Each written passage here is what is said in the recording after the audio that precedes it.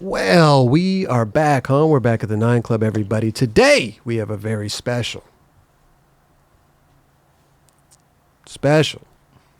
There's a look. Special guest, Mr. Colin Kennedy is with us. How are you, dude? I'm good, man. How are you doing? I'm great. This is great. Thank you so much for coming by.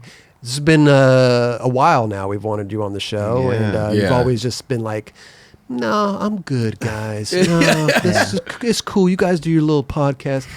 Mr. Big Time over here. No, I'm just kidding. But thank you for coming on. Yeah, I mean, I thought this was going to be a flash in the pan. I gave you guys like 4 weeks. I was like, fucking. No, but we have a lot of stuff. I want to preface this episode by people that don't know Colin Kennedy that should know Colin Kennedy. Mm-hmm. Yeah. I mean, filmmaker first and foremost, right? Well, skateboarder first and foremost. Okay. Let's reverse that. No, that's okay because when I was coming up, if you were a filmer, it was like this kind of. It was almost like a derogatory, like I can't skate, so he films, and I was like very much like, no, dude, I want to, like, I like skating. Like, there was a little, there's a little thing. I was like, give me my board. But you went on to do one of the best videos that people still bring up to this day, Skate More, DVS Skate More. You worked for DVS for years and years and years. Not only that, 4-on-1, go back even further, and just some stuff like that. Oh, Yeah, Kelly, thank you very much. You're dismissed. We're not going to talk about any 401 stuff. For my 401 Kelly was over there clapping. Thank you for doing that. But not only that, all kinds of one-off stuff. You've done stuff for Thank You, Daewon, and Torey. I mean, we're going to get into a lot of stuff. Yes. You've done a lot of stuff for Berrics stuff, and I mean, that's right, all over the board. And let me just preface this also, incredible stuff. Incredible. Definitely. I was going through all your stuff the other day. I was like, damn, this is so good. It's shot so well. Thanks, put dude. together, amazing. Thank you. Sometimes I feel with skating, people don't. I think sometimes it gets lost. Sometimes, especially nowadays. Right. In the last, like, I don't know, 7, 8 years, basically since you guys started. It's like just stuff is like it comes and goes, and no matter how well it's made or how good the part is. I mean, I'm guilty of it too. Like, I'll watch someone's, like a Louis Lopez part, and I'm like losing my mind over it.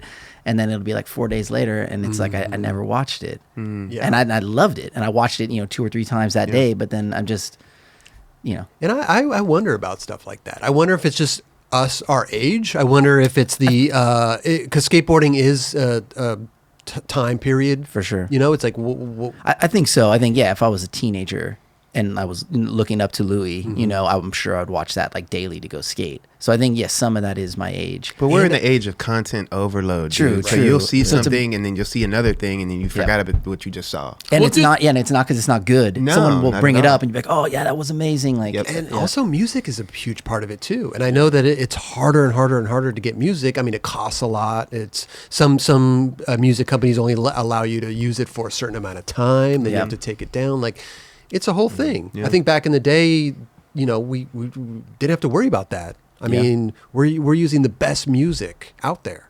For sure. You know what's crazy is we had Carl Aikens on last week, and he was like, I don't really watch what's going on in skateboarding. I've heard that from people, but imagine if that keeps going on from generation to generation, what are we going to be watching? Skate-wise, what's going to be influencing the younger skaters to skate? AI. It's like that's not even a crazy answer. Yeah. Well, because I'm watching these clips now. I'm more intrigued by the AI. You've seen the clips that instead of the skater, it's like a robot or something. Have you seen that type of stuff? Wait, what? Oh, it's incredible, man. Wait, you mean like an actual skate clip that exists and somebody's like... Oh, they put a robot or a caricature over it. Oh, right. No, I haven't seen this. Stevie Williams did it with Stevie his line in a chocolate video. For sure. I don't know if he did it, but he posted the one in New York where he like grabs his crotch at the end. Yes. Yeah. Exactly. Maybe the only person who could do that and like do it so. Like I said, I didn't say a single trick in the line. I said grabbed his crotch, and he said, "Yep, that's the one." That's the one with style and grace. Exactly, because it was like perfect. It was. I can't imagine. I can't if me or any of my friends tried to do something like that shit. Like, it was the best street grab ever done, dude. Yeah, Street grab. Just got laughed off the stage. But Stevie, did he really do that? Yeah, but Stevie, it was like, yep. I was like, perfect. No doubt. Yeah. He does do a massive switch heel before. I do know about that line. Front Switch heel, back yeah. tail. That's a great- and it was- Front heel, switch heel, switch back tail, fakey hard. Exactly. It was just a Grab. commercial. And a little fakey. Doesn't he do a little fakey shove right after the fakey Oh hard? yeah. Right to Yeah. So true. Pop the board up. Yep. Yep. Do you think? Skate More. Yeah. Do you think that was one of the biggest projects you worked on? That in the sense of nowadays, it's still being talked about nowadays. Yeah, I think so. I mean, that one, I started working at DVS in January of 2002, and then that video premiered May of 2005. We didn't film for it was like 3 or whatever years, because when I got on, like Jerron, Daniel, Chico, those guys were still working on Yeah Right. Yeah. Carrie was working on Mosaic. Huff was working on a real video. Dill was working on Mosaic. So really, when I got on, the only people that could dedicate kind of all of their time to filming for DVS was Daewon. Yeah. Really. And he was local. I guess, yeah, because even Berra was filming for Mosaic. Like, all these guys had other video projects that were already deep in the works that they needed to focus on. And I remember going out with everybody, like Chico and Jerron and stuff, but it was like getting to that point where we'd go out and I'd get stoked. I'd get a clip, and then Chico would be like, hey, let me get that for the girl video. You know, and so, use that for Yeah Right. yeah, so I was like, oh shit, like I realized what was happening. Like I was like, oh, if I go out with these guys and we get clips, there's going to be a good chance they're going to want this for Yeah Right, which of course I was like, I wanted to help them out, so I wasn't trying to be like, I can't give it to you, but it was more of like, oh, okay, well, let's keep going out, so then I can give you that one, and we'll get one for whatever unnamed project. We didn't have like there was no like deadline or official video under works, but I was hired with that premise. Like I went out to lunch with Gavin and Kelly Bird, and Gavin was like, we want to make a DVS video, because at that point, really, maybe Menik Mahdi, and I know DC was in the works. Again, DC hadn't come out with their video yet, so I think, and I think DC and America were in production on video and audio, and like One Step Beyond and Menik Mahdi had come out, and so there was already the writing on the walls. Like, if you're a shoe brand, you need to like make a video, and DVS was huge, and they were blowing up at this point. Yeah, this was huge, and I mean, the way that I got the job was because I was working at 411. That was how I got the job. Was that at 411 I had worked with Daewon on like a day in the life. I had gone to Africa with Keenan and Huff and Berra. Trying to think, I did like a handful of things with DVS guys Leading up to- at 411, and I got along with everybody. Right. And this was like that age of, there were people filming, but it was still a pretty small number, and not every brand had like an in-house guy yet. Right. That wasn't common practice. No. And so, interestingly enough, I actually spoke to Jeff Taylor for a considerable amount of time about doing the audio video and working at audio. That was because I had filmed with like Jerry Fowler and like Felix and Montoya a lot. And so You're talking about what, One Step Beyond? Yeah. That was I had originally talked to Jeff Taylor about working at, this is before that video existed or before they were filming Right. for it. So this is like 1999. because who did that? Josh Stewart. And he did a fantastic job. Yeah. And, And Raj. And Raj. And Raj, Raj, yeah. yeah. And I met Roger through Jerry Fowler. Jerry Fowler, right. Yeah. And I remember, Jerry already, there's a little sidebar, but Jerry is a man of very few words and super dry sense of humor. And then he's like, oh, meet Roger. And it's like the same fucking guy. I'm like, what the fuck? I was like, oh, no wonder you guys are like hanging out. Like, I was always like the talkative, like, rah, rah, like Sure. excitable guy, to Jerry's like very like low key, Monotone. super sarcastic, mellow. but funny as fuck. Like, really is. If you could get past like, I think a lot of people thought like, oh, he's like quiet, he's a dick or something. He wasn't a dick. He just wasn't going to say shit unless it needed to be said. Yeah. And then when he would say it, it would be funny. And I was the That's fair, opposite. dude. I would be the guy. And I think he liked me because I just was like, rah, rah, rah, like just excitable young, dork. Dub shared some milk with him. Oh yeah. Yeah, I will never forget that. I think that was a really impactful, like, funny moment for me. I mean, we were just we went skating one day, and we went into the liquor store, and he just randomly said, "Hey, do you want to share milk?" And I was just like, I have never been asked that Dude. before ever in my life. And I just thought it was so I just instantly started laughing. Dude, that is the Jerry. most Jerry thing. Yeah. So when you said dry sense of humor, that was it right there. He had me in stitches all the time. But then I felt like it was like we'd be around somebody else and he'd be quiet, and I'd be like, "Dude, this dude's funny." Like you got like, it was like undercover funny. Sorry, I got all. No, you're good. You're good. Meandering. Just skate more. Yeah, Skate more. I skate just more. wanted to. You got. They hired you to do that, but everybody else was working on other projects. Everybody else was working And on I'm other sure projects, yeah. eventually it got around to where you had the team. Yeah, what happened? You could go on tours and exactly stuff like because that. 2003 Mosaic, yeah, right. Like all those videos came out, so suddenly everybody was free. And in that interim of me starting, like me getting the job at DVS to like kind of basically making it an official like attempt, like all right, let's start filming a video. We got like Mikey Taylor on the team, Jeremy Rogers, Bushnitz? no, dude, Buznitz didn't get on until like 6 months before, maybe less. that's right. Like Yeah, 4 the months. video. I didn't even film a single trick in Buznitz's part, and not for that's a whole other sidebar. Oh, wow. Okay. But He came in with footage. he came Somebody in with else, right, footage right. because it was like, oh, and by the way, like Dennis is now on, and it was like seriously like 3 months before the video came out. Very last minute. Yeah, super last minute. I mean, at least he did, and that sucks. I mean, do you like working with other people's footage, or do you just? I mean, would you rather film everything, majority of it Sure. yourself? Oh, and I then would put rather it film together? it because I Right. think like anybody who makes skateboard films or any filmmaker, like when you're filming it, you're already visualizing stuff, and then you're cataloging what you have or what you would want to get, it's definitely like we would like work together, like with Jerron, like we'd kind of know what we had, and then make let's get the line here, or let's try that trick, or This would fit in perfect. Totally. If the camera was on the ground here and I panned up to the sky, remember I panned up to the sky on that clip. I could pan down from for the sky sure, and do all for sure, or even just spots. Like because I like to think of myself as a skateboarder first. I'm always looking for spots. Like still today, like I'm always, anytime I'm driving, I'm always looking for spots. And that was something that was like one thing that I loved doing was like matching a spot that I had for like a skater, like being like, dude, like, oh, you've got like heel flip front nose. Like I got this spot for you. Or that was enjoyable for me to do that. So yeah, like to have someone like Dennis, who's so like like he's amazing. Dennis is one of my favorite skateboarders to watch, and he gets on the team. I have no opportunity to like take him to these spots that I'm like, dude, Dennis would be perfect for this spot. But it's 3 months before the video. Oh yeah, is supposed to be at that done. point, I'm already editing all the time, like like filming way less. And now you're trying to get somebody else's footage to match kind of what Totally. the video looks like. Which, thankfully, I think Dan Vellucci filmed most of Dennis's stuff, and then I think Dan Wolf filmed a little bit. But luckily, they all shot it on like VX 1000, which at the time I was very like adamant, like no VX 2000, no VX 2100. It's all got to be VX 1000. I don't care if it's night footage or whatever.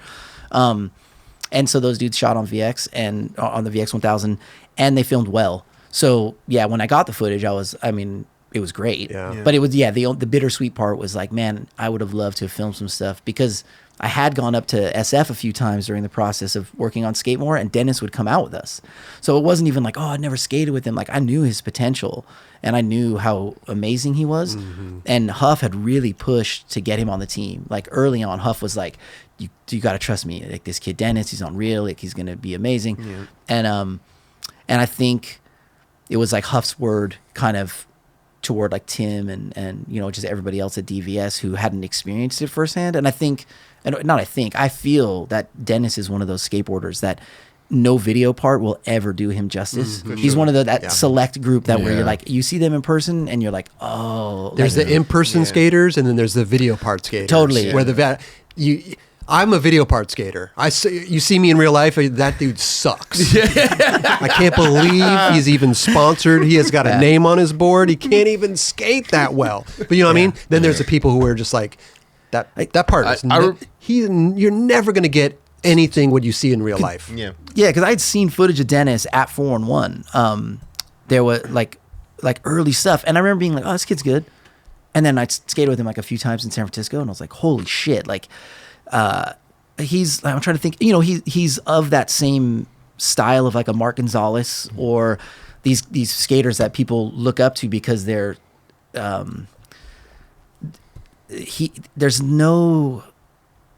there's no, like, you can't anticipate what he's going to do. Yeah. Like everything's like first try and then only one try. And like, you're like, wait, you're not going to do that? Like, no, I'm not going to do that. Like, but you almost did it first try. Like they just they bounce around in like this crazy, like magical. In the moment skating. And it's pretty magical to witness. I remember seeing him at Pier 7 when I was like 17. I didn't know who he was yet. And I like, I think I've seen you in a video or two maybe. And his wheels were all flat spotted, crazy. And he was just charging and he back 50-50'd up the two-stair ledge. Yeah.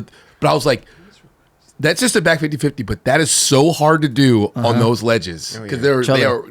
But I was like, this guy's gonna be special. Yeah. And I think a big thing for him was didn't he win Tampa? Or he skated Tampa pretty well in one time, I think, around this time. He did. Yeah, it all kind of came together. I remember the reason I think he really got put on was that Reel video had come out, which was that first free DVD with like a Thrasher mag, right? Like, so it was like a game-changing moment for the industry, like a free video. It was like, what was that one called? Roll Forever? Or there was no, I think it was Roll Forever, right? And he had like last part in it. So you're telling me Reel messed this whole thing up? Yeah, giving away exactly. free content. Exactly. Exactly. Or if it depends on how you look at it, or they set up the YouTube. That was like the premise for YouTube, free for everyone. So, but he had a part in that was like undeniable. And I think at that point, but it came out right before like, we were finishing up the video, and I think Tim was like, oh yeah, we got to put him on. Yeah, like he is something special. Pause podcast. Okay. I need to tell you guys that this episode is brought to us by Athletic Greens. Ooh, we love Athletic Greens. We do. This is gold in a box, right? Love this stuff.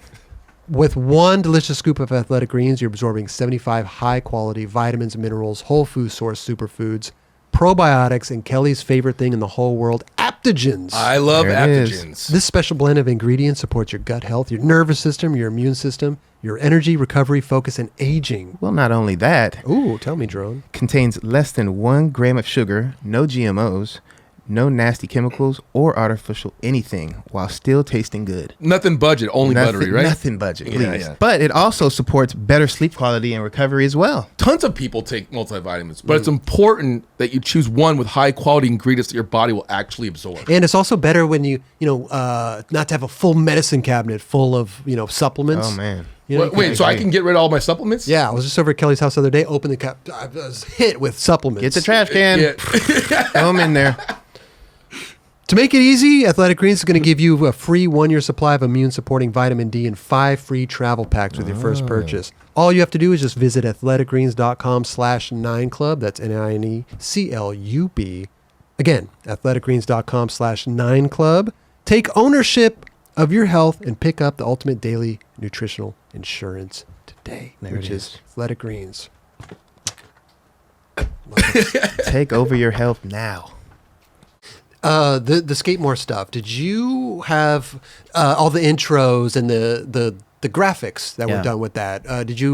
Was that somebody else down there? Did you have any input in doing all that stuff? It was a team effort. So that the actual name and the whole graphic look of it, which is a riff on Monty Python, exactly. That came from the art director and the assistant art director. So this guy's Steve Zaitzoff and Matt Deek. Was that like their vision, and then you? So what they knew I was working on it, right? Sure. And I was collecting footage, and I would go up into the art department room and like, I got this thing with Daewon, or I got like some stuff with Jaron, and so they knew kind of the video was coming along, and then they essentially like pitched me on hey, this is what we were thinking we call it, because I think at that point, dude, I'm not thinking about what's this thing going to be called, what's the graphic look like. This is, we'd only been filming for like a year.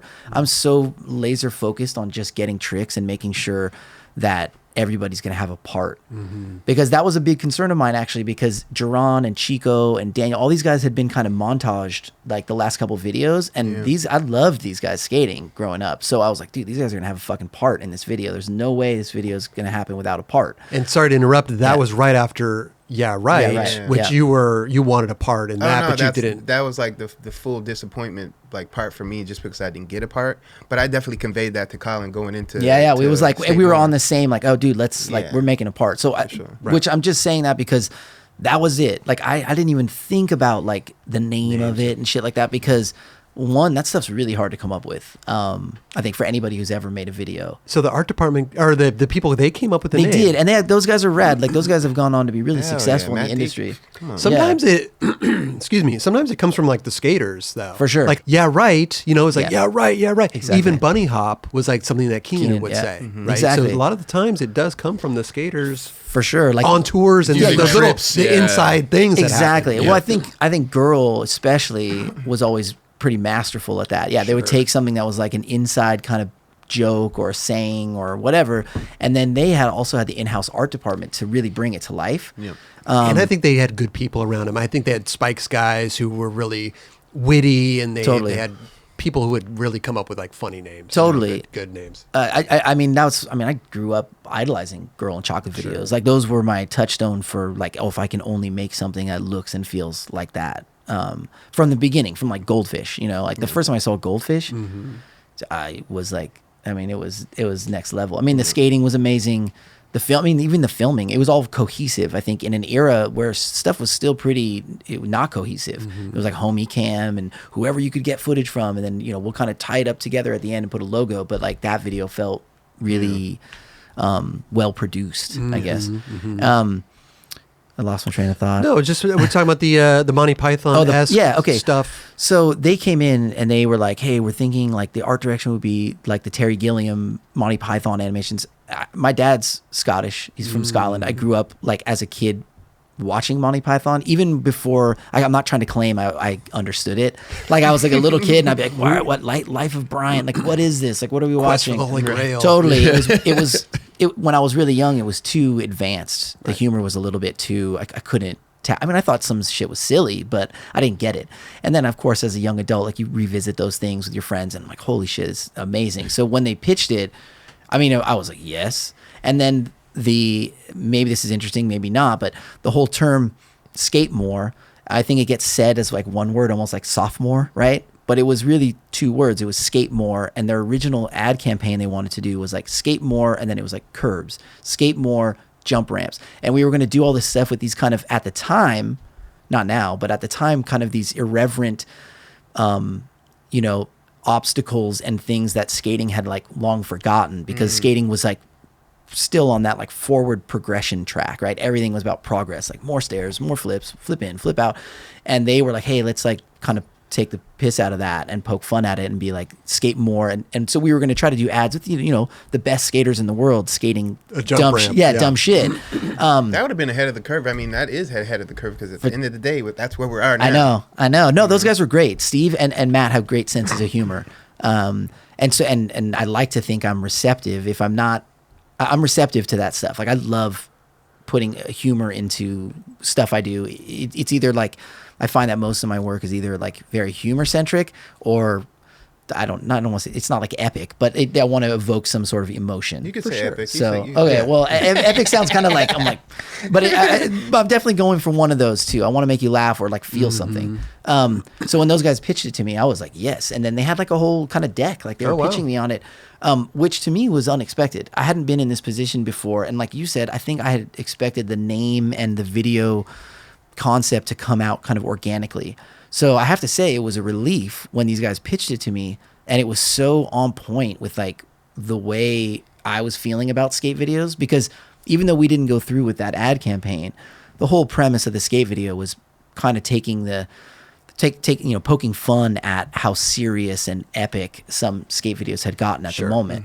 And so I was like, oh yeah, great. Like, I would way rather be making something with that as the tone, lightheartedness. Yeah, exactly. It's skating. Let's have fun. Totally, because that's kind of where I come from. Like, when I go skate with these guys, if you hear me in like my own footage, it's so annoying. I giggle and laugh, and like I have to really fight that, like that I'm not doing it and ruining the clip. Sure. So I was on board with it. Those guys, they had a whole deck, like a pitch deck, and they had like mocked up ads, and I was just like, and then now you got to bring it to the skaters.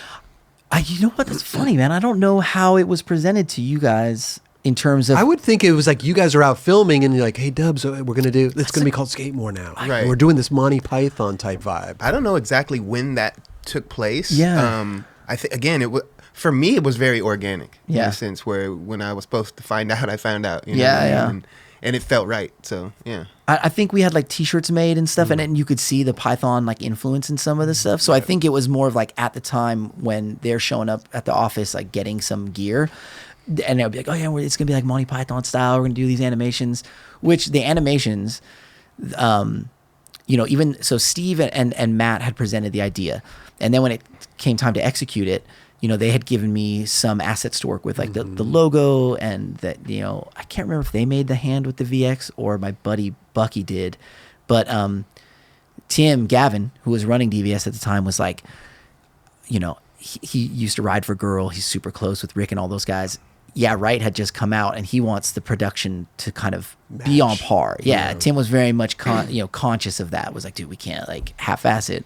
So he was like, hey, there's a guy I want to introduce you to who used to work at 4-Star and over at Girl doing graphic stuff, and he does animation. And Johannes? Not Johannes. Johannes' former partner, this guy Bucky Fukumoto. Okay. Bucky's dope. Bucky and Hannes actually were partners in a lot of that stuff. And then Hannes kind of stayed at, I don't know if he stayed at Girl and Chocolate, but they He was kind there of for a while, yeah. Yeah, they kind of separated, and they did some stuff outside of Girl and Chocolate. They did some pretty big music videos in the early 2000s. And as soon as I met Bucky for lunch and was like kind of pitching him what had been pitched to me, like, oh, we're gonna do this like Python, so we want to come up with like these opening animations for each rider, and his sense of humor was like anything I would say, he would take it and elevate it, and I was like, oh, this is perfect. Like I didn't have to hold his hand or be like, and then this is why it's funny. Like I would say something, then he would riff, and it'd be way funnier than I was even thinking, and I was like, like perfect. So it was the perfect match. And we just met up over at like Astro Diner in Silver Lake and like talked about like what we could do for each guy to kind of what we were trying to do was show a bit of their personality, but also still like kind of poke fun at each one of them in a way that was like, I don't know, sincere. Yeah. Like, he was like a loving, like a big brother, kind of like, look, sure. I'm gonna talk shit on you, but we love you, and and so we would just sit there and riff on like each person and like what it could be. And Mikey Taylor's intro and like that whole thing is nuts, dude. Oh, yeah. His came about, so his was more organic, like because we would be talking like what, and some stuff was obvious, like Jerron had the cornrows at the time, and then like it was like he had a couple ads I think for his shoe with the rows, and it's like, oh, we gotta like shave his like cornrows off, but it needed to be like Victorian era lawnmower guy, like it couldn't be like contemporary. And so Mikey, his part, Mikey was one of those skaters who says all of their internal verbal. All of their internal stuff is coming out at you, whether you've asked for it or not. And I realized that pretty quickly. So I would let the camera roll on him, like when we would just go filming, because I knew he was going to say something. Right. But it was so fitting because like people that didn't know him for sure got a little glimpse into that and what you're talking about their character. And that's what it was important for us to do that, because I think if you look at Skate More, it's a very straightforward skate video, which is great. There's like an intro and not even an opening like montage. It's just an intro and then the first part. Right. So we knew that because we wanted to keep it very kind of streamlined and classic skate video, like the only way to sneak in personality for these guys to make them stand out aside from their skating was to like how their intros needed to show some of that stuff.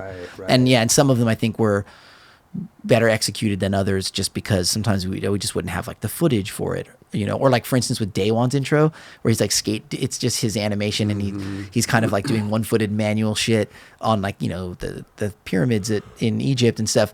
That was because for me that whole slam sequence of him that opens up his video part of him falling like a ton, that to me was like his personality thing. So it was like we couldn't double down on it. So his animation intro had to be kind of like kind of silly, but then I knew you were going to get way more Daewon personality, right? Because up to that point I don't think anybody'd seen Daewon slam. Yeah, like like I can't remember seeing him fall in a video. I don't think Decca videos ever showed him bailing really. And so for me, when I started filming with him a lot, I would be like crying, laughing at his bail. I felt bad, like, like laughing, but he's so agile. He would always pop up, right? Like he roll right at it. Exactly. So I realized it was okay to laugh because I'm like, all right, dude's cool. Like,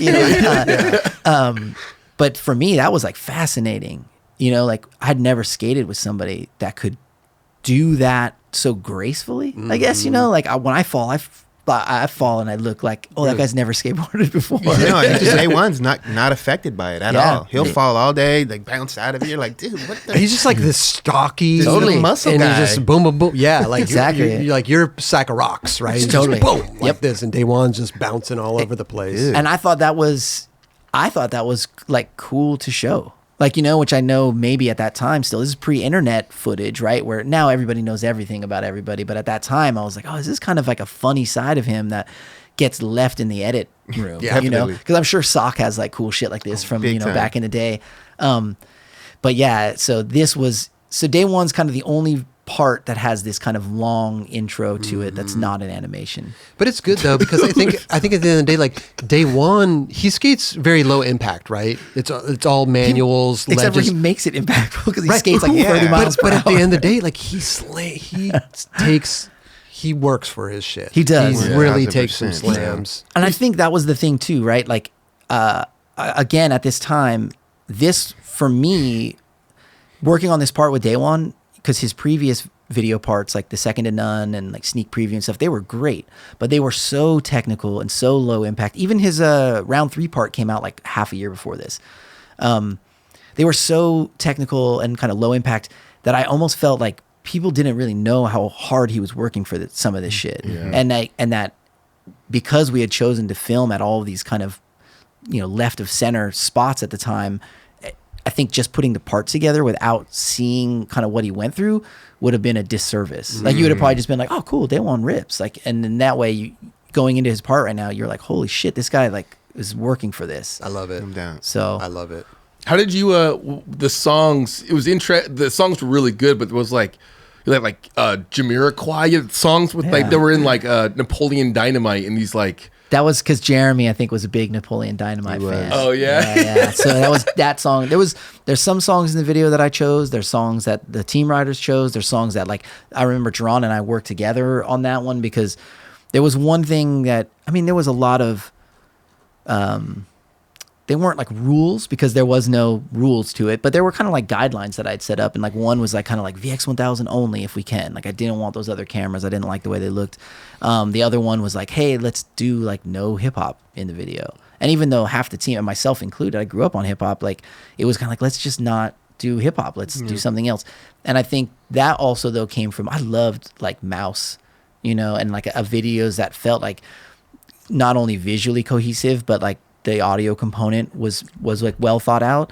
Not that Skate-More is on that level at all because it's not a cohesive soundtrack, but one thing that we did kind of put into place because you know you got to understand Mikey and Jeremy for sure wanted to skate to hip hop, and it was definitely like Lloyd Banks or like some G Unit, like very G Unit heavy. That dates that era so well, Dude, I mean, Bro. I didn't listen to any of that. I had already kind of waned myself from hip hop at this moment, but those dudes were like all about it. And I remember having those, and they were kind of like, they weren't like hard talks, but it was like, hey, like, let's do something that's just a little bit more universal, you know, Yeah, like right. it's not so kind of, And like timeless, like I you think so. Yeah, in a sense where if he would have used Lloyd Banks, Yeah, it would yeah. have been. It wouldn't have been like nowadays. Like in this moment, I'd be like, dude, that song sucks. Like he should probably should have. so working with those guys. So Jeremy, I think he loved like Napoleon Dynamite. So his solution was like, all right, well, I'll do like that Jamiroquai song from Yeah. Napoleon Dynamite. And I was cool with that. I mean, Jeremy was very much like his own person and had his own like ideas for stuff. And he, you know, I didn't film with him a lot during the process. Like particularly, he's one of the guys I didn't, not because I didn't want to or anything, but he's Jeremy. He's I don't out know how to doing it, explain him. yeah. He was just doing his thing. He had his like sure. his crew out in the valley and like He was filming with Dario usually, wasn't he? Yeah. he was in Yeah. Scuba. Yeah, okay. Scuba, Steve, and Dario would film a lot with Jeremy and Mikey. And they were. It's funny because at the time it felt like a much larger age gap, but they were considerably younger. You know, so you know, Jerron and Daewon, these guys are a couple years older than me, and then I'm a few years older than those guys.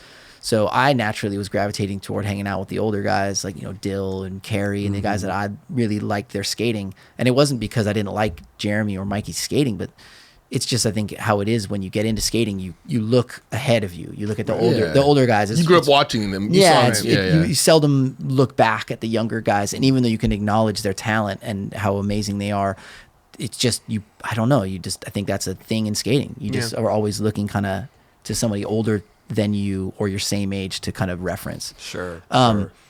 But yeah, so yeah, the music was kind of all over the place. But it was good though. It fit. It worked. I thought it worked. It worked. Dill chose his song. Okay. Berra chose his song. Berra actually edited his part. Oh, so amazing. the part you see in here is probably 95% edited by Steve. Huh. What did you think of his edit? Well, there's a story behind it. Okay. He brought me the edit like 24 hours before I had to master the video. Why? No way. Whoa. Why did he want to edit his own part though? Was he just that he wanted to make sure he wanted the? Steve's a filmmaker.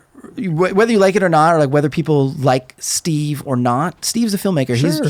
He's the only professional skateboarder that I know that has written and directed a feature film starring, top tier, like A-list actors, like, and that's not the only film he's written. He's written other films and sold scripts. Like he's a filmmaker and a storyteller. And it was later in his career also, so he probably wanted a certain feeling and look to whatever. Totally. And so because I knew he was capable, so it wasn't so much that. So you knew this going in. I knew this going. Okay. Well, I didn't know it going in, but I knew like once we got deep into the Yeah. process that he really was like hands on and had like a vision for his part.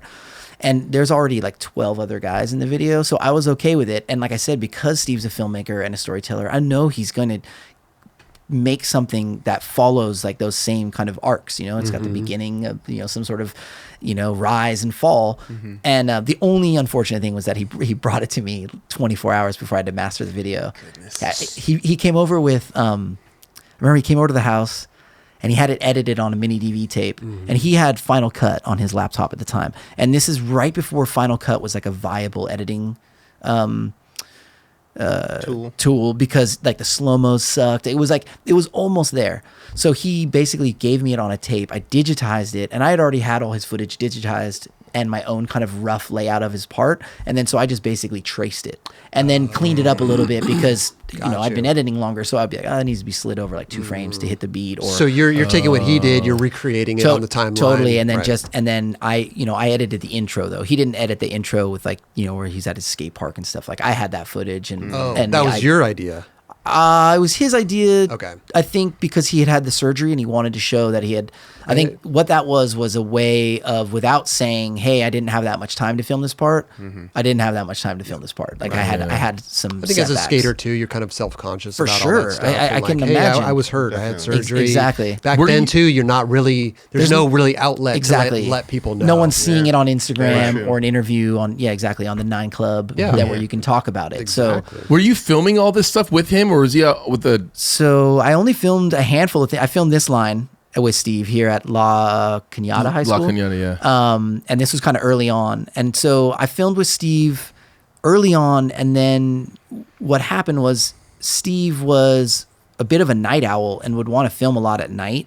And I had a young kid at the time. My daughter was like a year and a half or 2 or something. And I was pretty involved with her day-to-day life. So night filming for me was really hard. Like I had to make sure if I was going to go film at night that it was worth it, because then I was going to be wrecked the next morning and then I couldn't help out with like getting her ready for, whatever. Yeah. And young kids wake up at crazy hours and stuff. So I filmed like that. There was a line at like the Chinatown library that I filmed. What did you think about him making all these spots? Okay, so at the time I was like, you could probably put 2 and 2 together, but if I'm the guy who's like, it's only got to be VX 1000 and there's no hip hop, how do you think I feel about filming manufactured spots? I'm pretty conflicted. Yeah. I'm conflicted by it. And so 2005 was a very different time too. and a lot of this stuff a lot of people. He got a lot of flack. a lot of flack He got for a it. lot of flack for it. And for me, I was young and insecure in many ways, and so I didn't want to catch like fallout for that. So you already had that in your mind of like, oh my god. I knew he was manufactured exactly. spots. I knew he would catch flack for it.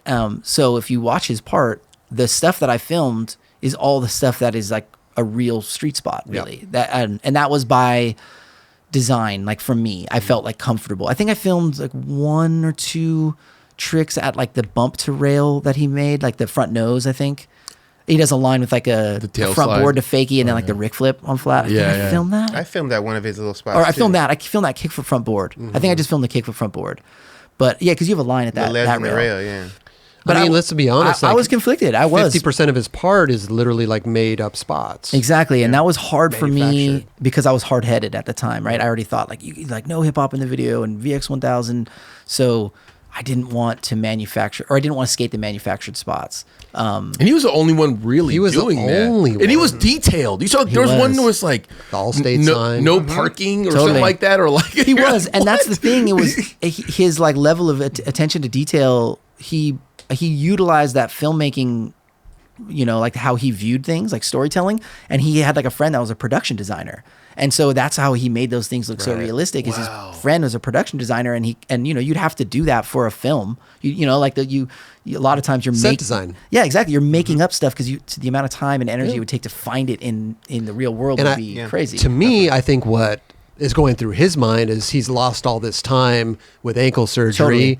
And he needs to film a part. Yeah. So he's going to manufacture spots in places that doesn't have a skate that he knows he could film at. Yeah. Yep. And All locally. produce locally Totally. and produce a part. Exactly. He did get a lot of flack for it. Even to this day, he still does. Yeah. But also the landscape has changed too. I mean, sure. now if he did this nowadays, Big chillin'. it'd be looked at differently Yeah. for sure. Totally. But in 2005, people were tripping For on sure. him. And I was even of the mindset, like I had a hard time seeing footage when dudes would land on plywood. I was like a purist. I was like a street skateboarding purist. Like if you couldn't skate the spot as it laid in front of you, I mean, I was okay with like duct taping a sign over a crack, but that was kind of the extent of it. I never brought Bondo anywhere. What about drop in? Like you drop it on a piece of wood. The drop in wood thing, I was split on that one. I was definitely trying to frame it out if I was filming it. okay. But yeah, because that stuff came in vogue. I remember and I think maybe, you know, it's an easy position for me to be in because I'm not filming on those things, right? So I have to be, as an adult, I can look back at myself and be like, oh, Colin, you're like an idiot. You know, a lot of the guys that were doing the drop in or the landing, it's like the Rowleys, Artos, these guys they're on a hunt for these perfect rails to do something that hasn't been done before. And to find that at a spot that you can skate anytime without getting kicked out, that was hard. So they had to, you know, either have like a landing or a roll up. And I wasn't filming with people that were looking for those kind of spots. So I think it was easier for me to be of that, you know, position to be like, oh, I don't really like that. I mean, I definitely wasn't talking shit on those guys. Those guys were fucking gnarly. It was just more of like, oh, if we can just pull the wood out. So there is a clip in Skate-More actually. Geronda's a switch crook down this rail out in Newbury Park. Oh, yeah. And it's one of those rails that lands on a seam, and you have the potential to like land back 50-50 or your wheels in the dirt and eat shit. And if you look at the warm-up footage of Geron and Mikey skating it, there's a piece of plywood in the dirt.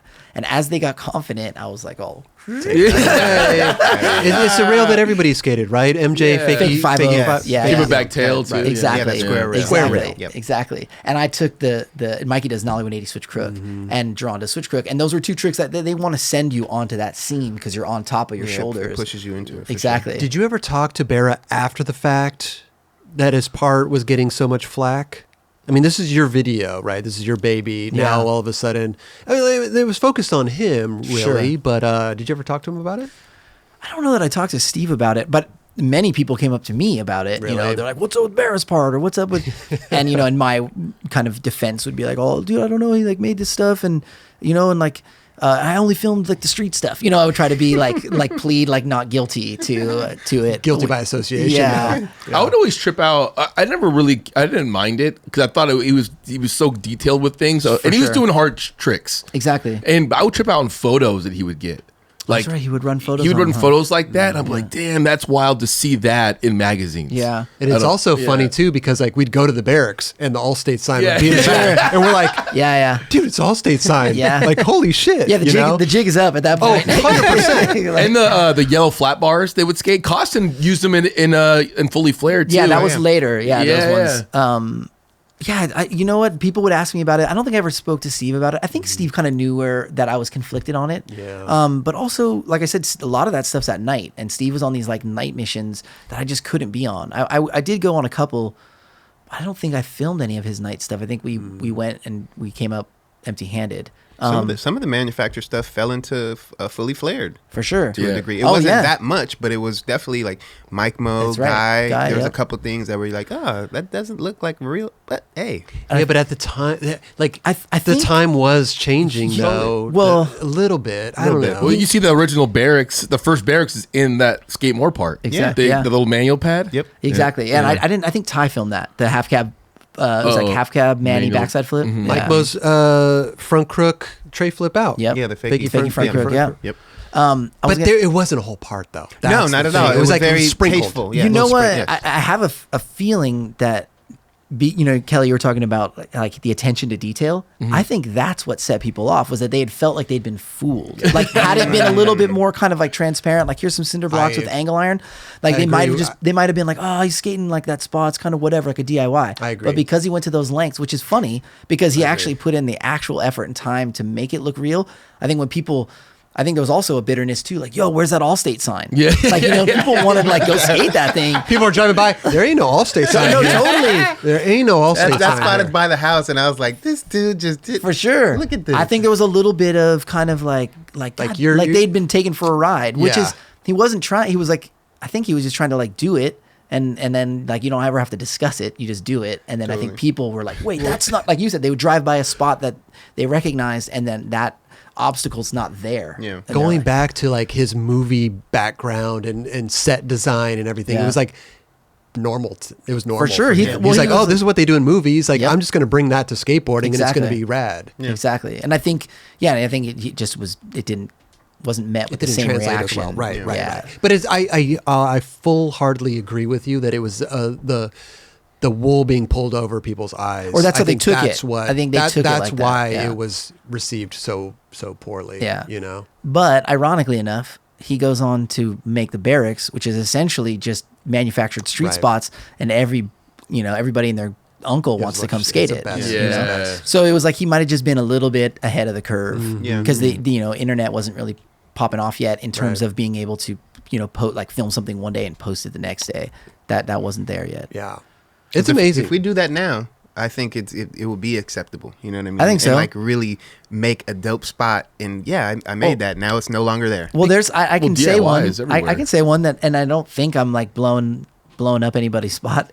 Jason Hernandez made a very realistic spot that's not real. Which It's one? like a, Oh. I think But the one they skated back in the day all the time. it was The like two a, ledges. No, it's like Or- a bump over like a handicap rail kind of railing, and like Stefan had like a switch flip over it a few years ago, and I want to say Karsten had like the cover of like when Nike Chronicles came out. it was a cover. It was like a 360 flip cover, like super. It's just like a quick little like hit over just like a railing. So the railing Like was, the railing's perpendicular to the bump. the railing was fake. The railing's fake. So I drive by that school all the time. I take a ceramics class on the other side of that school, and I see the bump every day, and there's no railing. Interesting. And there's two bumps in a row. And I remember being like, it was one of those where I'm like, wait, there's no railing there. And then it was all, he just bolted it in the ground. Well, also you got like, he made the Hernandez ledge, Jason Hernandez ledge. True, Yeah. true. Yeah. But those looked like The DIY though Yeah. was This fully one, acceptable. This one Yeah, looks legit. for Like sure. the railing that he chose and everything looks like the kind you'd find at an elementary school. Like it looks very official, yeah. and there's no attempt to be like, "Hey, we made this." Okay. So my point being, I don't think anybody's up in arms over the fact that that wasn't real. Like, no Well, one would care. It still right, looked cool. Right. Totally. I think going back to the fact too, I mean, like people were doing stuff like Mark Johnson had a bunch of clips filmed in Dwindle with a black background, true. but and just skating piece of wood, right? is true. Was it in Yeah Right? Maybe or wait, what Yeah, he was does It was like in the back, Yeah Right. back No, no, nose no, grind, not nollie Yeah Right. backside flip. yeah. Yeah. Yeah. Right. Yeah. that was in Yeah Right? Yep. Yeah. But he's not trying to fool anybody. It's just Yeah. like, hey, it's just a black back. There were curtains. Sure, there was like Top- an attempt to kind of like set Make it- dress it a little right, bit, right. and then I think that's the thing. Yeah, Steve was just like, "Oh, I can do like the real fucking thing," like and then and people just weren't ready. They weren't ready for that, I guess. Yeah. So true. Myself included. We have a lot to unpack. I mean, I know we've been talking about skate more for Yeah. a long time. We could talk about skate more this whole episode, but I don't want to do that. I want to talk about a lot of other stuff Okay. that you've done. Unless there's anything you want to touch on with skate more because you worked with No, just working on your part or that anything? was definitely one of my, I think, most impactful parts for myself, because I just taking the time and the dedication to know that I really wanted to come through for this video. Yeah. And you really like helped me through that process, bro, because I was a little salty from right. So yeah, no, that was a very, a time in my life where I was just like, I had to lock in and make sure that I had to come through for myself, And but you not could- only Yeah. for DVS and for Colin. Yeah, and you could get like a W under your belt. Yes, Like sure. for your, And feel- not only for your and everybody to see, but you're just yourself, Totally. especially too. definitely. Dude, I grew like I was 18 when that came out. No, Okay. no, I was like 19, 20 actually. Okay. And I was like, this is one of the last videos where I was like watching it all the time. Yeah. As you got older, you're like, okay, you're not watching all the new videos all the Exactly. time. You're trying to make your own. You're trying to be in the video. yeah. But like, I was a huge fan of this, and thank you guys, both of you guys, for making this. And Dude, it influenced a lot of skateboarders to get involved in skating and like the progression of skating. So Dubs, and a you're good skating- feeling you're skating video. the fake spot. I know. That was the first line in the video. First line, he's skating the fake We had spot. to get it out of the way. Oh Then my it was God. like all into the street stuff. And I thought it was Spot. it was a good feeling video. It was Yeah. actually. I was really proud of it, and I knew that was probably my only opportunity to like work with that level of like a group of skateboarders, like in one place. That's nuts. Daewon, Jerron, Dill, Berra, Huff, All-star Buznitz. cast. Yeah, I mean, I was like, when is this going to happen again? Because these guys have other sponsors, and I'd already knew that because of like that first year of me working there.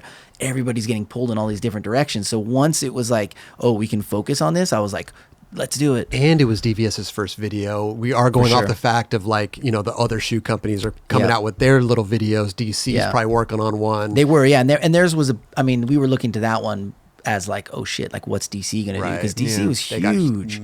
They got And money. and they had Greg on board, Right. and Danny was just the mega ramp was all brand new. I mean, they were like, And I'm sure you coming from 411, this is like your chance to like oh, for sure. show what the hell you can do. Well, I left 4-1 for DVS to do that because 4-1 was great, but it was like always this like ever changing cast of people coming through, and you're working on a rookies with this guy and a profile with this guy and a wheels of fortune. It was very quick, and like the turnover was quick. Right. And I wanted to focus on like a team and make I wanted to make a video like the videos that I grew up on. Sure. Like like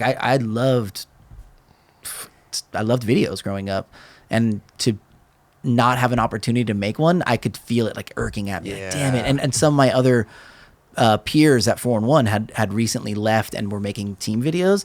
And so there was definitely like, not jealousy, but more of like, damn, like they're doing it. Like I want to do it. I got to make a video. So Was 401 on a quarterly drop at that time, or was it still monthly? every other month. Every other so month. 6 Okay. times a year. Okay. But there was also like a best of and like a Tampa. And so even though it was only 6 regular issues, it was like about a dozen issues a year. Once you factor in like the best of Tampa, Vancouver. Were you Europe, editing at all, or were you editing 4-1 stuff, or were you just Yeah. filming? Oh, you were editing Yeah, I too. mean, if you want to, we can talk about the 4-1 stuff if you want. Really quick though, Dubs, going back, is this one of your best, like, in your opinion, is this For one of sure. your best parts? Or favorite parts, I should One of my say? favorites, and yeah, definitely. Again, I think fun at the time, just because of the whole. I had to retrain myself and not just be able to go out spontaneously, and I had to be like, all right, I'm going out specifically to go do this and to accomplish something. Well, So, because you had your eye on the prize too. Like you said, you were salty coming off of your totally. right and everything. Yeah, I so had to redeem myself. right. Yeah, That's dope, man. I like the fact that you got that opportunity though. You know what totally. I mean?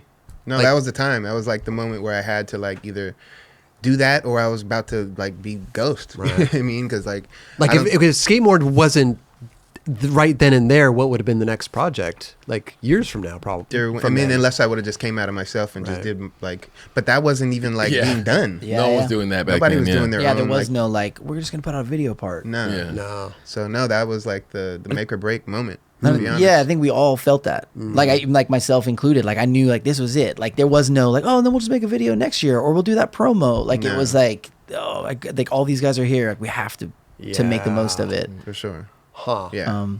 That was- And then, like I yeah. said, so, well, congrats, both of you guys. Thank you. Yeah. That- Thank It you. was a great Thank video. you, bro. Dubs. Seriously, that was like No, it was great. Good- It was a good duo monumental right video. there. Monumental, you For know? sure. And I think for you having, your first video Yeah. to kind of show the world of like, hey, this is my work right Yeah. here. Yeah, I it's guess. huge. Yeah, yeah. because like you said, you're coming from 411. Yeah, and I'd made a bunch of stuff there, but you're kind of anonymous at 411. Right. It's like it's just 411. There's no like, oh, that's the dude that made that Wheels of Fortune. Like you're just kind of like a part of the system. So yeah, there was like, I mean, I was conscious of that where I'm like, oh, this is my time to like kind of be like conveyor belt. Like, hey guys, like I can make like a skate video. Yeah. Dude, you're like what, 25 at that time? When it came out, 25. Yeah, Crazy, bro. I was young. So how was your time? God, we got to get into so much stuff here. But how was your time at 411? Like, did you enjoy it? Did it get old? The conveyor belt aspect of it? I mean, look, if we go back to the beginning, I was a fan of 411. Like when that shit came out, the first issue I saw was issue 2, and I had no idea that it had existed. And I watched it at a friend's house, and I was like, "What is this?" I was totally captivated by the fact that it was like a road trip and then a thing where, with like, and the Wheels of Fortunes and everything was so basic at that point. I was like, hey, I'm, Sage Humphreys and I ride for Santa Cruz. Like, Sage Humphreys. That's I think that's issue 2 maybe. I don't know. And then in a couple months they're coming out with another one. And then it's another one. My brain is like reeling because all I know before this is like a team video, and I'm looking at this thing and I'm like, what is this? And they're like, it's 4-1 because they'd already seen the first one, I guess. So they were all, and teenagers are too. Yeah. Like, whatever, dude. Like, and then I think I'd seen issue 2, but it was like issue 3 came out the next week. Like I'd seen issue 2 at the tail end of its kind of life cycle on the shelves, and so I was hooked. And issue 3 is what, like Austyn. I think I had a Wheels of Fortune and in 3. You did, and like so. Scott Johnston and you had the wheels. You skated like Robinson's May a lot. Yes. We were like, we gotta go to this. What is this Robinson's spot? May Dude, it was such a good spot. So that ground is the best, bro. It was so funny because like that it was just 3 stairs, and then going up it was like, ooh, a little trick in the middle, and then off the stair at the end, off the little curb, curb, or you could skate the little out ledges. Yes. Dude, Robinson's May is like still in my heart is one of my favorite LA spots ever. That was a good spot, beautiful spot. I gotta agree. So and being a fan too, we'd take the bus up there and skate Robinson's May. Very short-lived though. It seemed like it was for a while, but Yeah. then once it started getting like a little bit attacked, Yeah. they changed it up real quick. They remodeled it. So I was a fan of 4-1, and then the way that I got the opportunity to work there was before I got that opportunity, I was lucky enough to get Robinson's May. yeah. And dude, I mean, this part right here was nuts. this This switch switch tray. tray right here is Switch like tray is right so here, good. ready and light years ahead. Listen, Costin was a light years ahead of everybody. Dude. At every video party he would come out, he was light years ahead. So, obviously seeing this and then I don't know the exact timeline, but I'm guessing like 6 months, 8 months, Snuff comes out with Gino's part. 101, yep. And like Gino skating Robinson's May. Dude, I mean, I was just like, we had to go there. That was like one of those, like, we got to find, and I'm like, Robinson's May. I'm like, there can only be a few, like Your Thomas guide out and start dude, looking at it. I didn't even have a Thomas guide yet. I was like 14 or something. It was like Beverly Hills. It was. It was like Beverly right in the Hills. heart of Beverly Hills. I can't remember how we found out it was that Robinson's May, but somebody told us, like, oh, it's the Beverly Hills one. And we're like, okay. And so I asked my mom. She drove us out there. Yeah. My mom was rad like that. Dude, Frosty was so next level right here. Was insane. Dude. So I mean, he's always been next level, but right here at this time, he was just murdering shit. What issue is this? Doesn't he do like This is inward 3? heel? Yeah, Yeah. tail right there. God. I think an issue. Inward heel till the end, like yeah. towards the Oh, and it's not over yet. Switch back 5. It was funny Then he because switch inward heel? No, switch back switch 7. I think at this point in time too. So issue 2 is around when Girls started, right? So they had a little like Thing at the industry. end. Oh, the grapevine. The grapevine, right? With Sal. I remember it as a girl commercial. It was Gavin up the stairs at the courthouse, down the stairs. Yep. All the names popped up, and it was like Girl Skateboards, and I was like, "What the Totally. hell?" And so even in issue 2, they were breaking news and like monumental shit was going down in these things For sure. And we were so like, whoa, dude. I was hooked. I loved the format, and I think I was the right age for it. Like I'm like 14 or something, and not to say that you couldn't like it if you were older, but but for me, it like just. I would imagine it's the same way like when a kid discovers YouTube or something. It was like what? It's like all coming at you. So I was a big fan, and then of course, as skateboarders, our goal was to like get in a 4-1, right? So I wasn't thinking about like I don't want to film for a 4-1. I want to get a trick in chaos. Maybe I could get a dun-da-da. I wasn't delusional. I knew I couldn't get a dun-dun. I was trying to get a clip in chaos or something. But some of my friends started getting pretty good, and I thought, oh, like maybe you guys could get like a Wheels of Fortune. And we would, like everybody else, go out and skate and film occasionally. And I remember the first time any of our like circle of friends got in 4-on-1 was Anthony Acosta was part of our crew. And I think Kirk Deanda filmed a couple of clips of him at this gap in Costa Mesa, and he got in like a chaos and like I think in the teens, like 17 or 18 or something, and we were just like, oh, dude, like we arrived, like he made us in a chaos. And when did you come in to 411? so What issue? So the first issue I had footage in was 28. And then Okay. I started working there at issue. What did you get? What issue trick, 30. what trick do you get in there? Oh, You I were in didn't the get it. I chaos? didn't get a clip. Oh, in you didn't that. get a clip. No, but like as you're a filmer. filming. Yeah. Ah, okay. Yeah. Never Your got dream a clip. never came true? You never slid got a yourself clip. in there even when you worked there? I ended up in a shop industry section, slightly less prestigious than a chaos, but whatever. Got of in course, there. I had to slide myself in there at some Yeah. point. I remember this shop industry section. I remember your trick, man. It was What was the trick? Montoya Montoya would know. Montoya would know. Was it a He's saying- furnace? Was it a furnace one? No, it was Liberty Board Shop. Liberty Board Shop. Okay. Issue 34, which I think is like your favorite issue. What's one of them? But One of them. Pachinita is that one. Yeah. I do. Do you pop shop at Crook? I do pop show. That's what it was. Wow. I whispered it in Kelly's ear. I knew what it was. Montoya somewhere right now, as we were stumbling through that, was like Pop Shove Crook. Like I would get texts from him randomly. He would just say Pop Shove Crook. So that was the first issue that you. Oh, but you were in before that. So You worked there before that. So no. So what had happened was, going through high school, skating, filming, whatnot. Hurt myself my senior year, like in the summer, going into my senior year, pretty bad. Like I didn't get it checked out, but I rolled my ankle really bad at the Pacific Beach middle school rail. It's like the corner pocket yeah, one. And Alyssa Crooked grinded it in Toy Machine video. Gotcha. We went there and we were like warming up, and I came off like a board slide weird and rolled my ankle. And it was bad enough that like the rest of the summer and the first few months of my senior year were shot. Like I couldn't skate, but that's all I did was skate and watch skate videos. I didn't party really. I didn't do anything else. I had like very little social life outside of skating. So not filming at this time either. well, I was filming, but Okay. filming the way that you would film with your friends, where I'm filming them, then they'd film me. Sure. And so, but because of the injury, and I still wanted to like hang out with my friends, that's when I kind of like ramped up the filming. And I'd already filmed. We'd already made like a homie video the summer before, so I'd already done filming and editing on like 2 VCRs and stuff. But now my friends were getting better too, so I was like inspired to film because they were getting better. Filmed a lot my senior year, and that summer kind of was like the life-changing moment. I graduated from high school.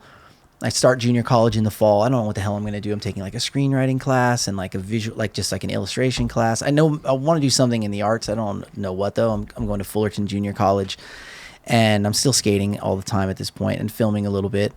And there's a rep named Bill Keller. He's like a massive Soul Tech rep. He was a rep for like Nixon. He was like one of the biggest Southern California reps at the time. And he, like how kids get on like shop flow or rep flow. So Bill was like the king of rep flow, and he would always have his eyes out to like hook He's up so the dope. Team local, BK, right? Team BK, Yeah, yeah, the the local best. talent. I didn't work at the shop, and I wasn't good enough to be on rep flow. I was oblivious to who Bill was. I didn't know who he was, but I was the local kind of camera guy, like filmer. And so somehow the owners of Liberty Board Shop, we got to play this.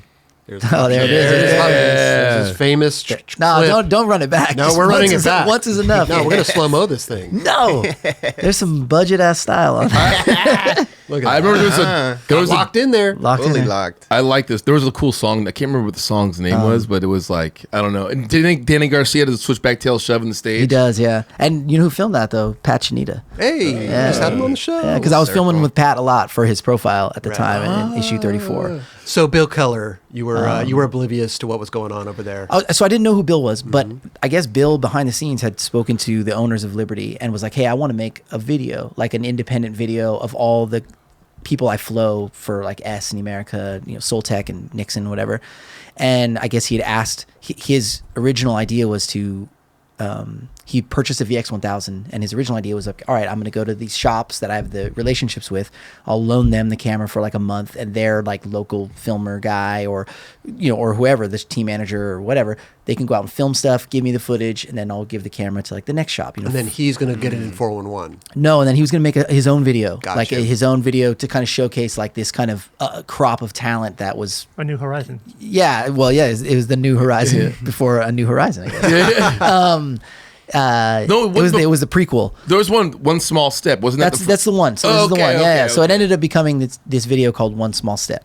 But what I'm getting to is just the beginnings of it. And somehow somebody at the shop was like, oh, this kid Colin films a lot with the guys. Like, we'll give him the camera. So they called me up and they're like, hey, come down to the shop. And again, though, nobody has a VX1000 yet. Like, nobody. I remember running into Tim Dowling at a spot. He was filming with like James for Listen or whatever, and I had a VX, and he was all, "Whoa, like how'd you get that?" And I was like, "It's not mine." Like, and I knew who Tim was. Like, Tim already. I was like, "Whoa, this is the dude that films like Mouse and girl videos." This is like 1998, and so anyway, I go down to the skate shop, and they're like, "Hey, here's this camera from Bill," and they're showing me out, and I'm like, "What is this?" And before this, dude, I had like a janky, like not even high 8, like 8mm camera.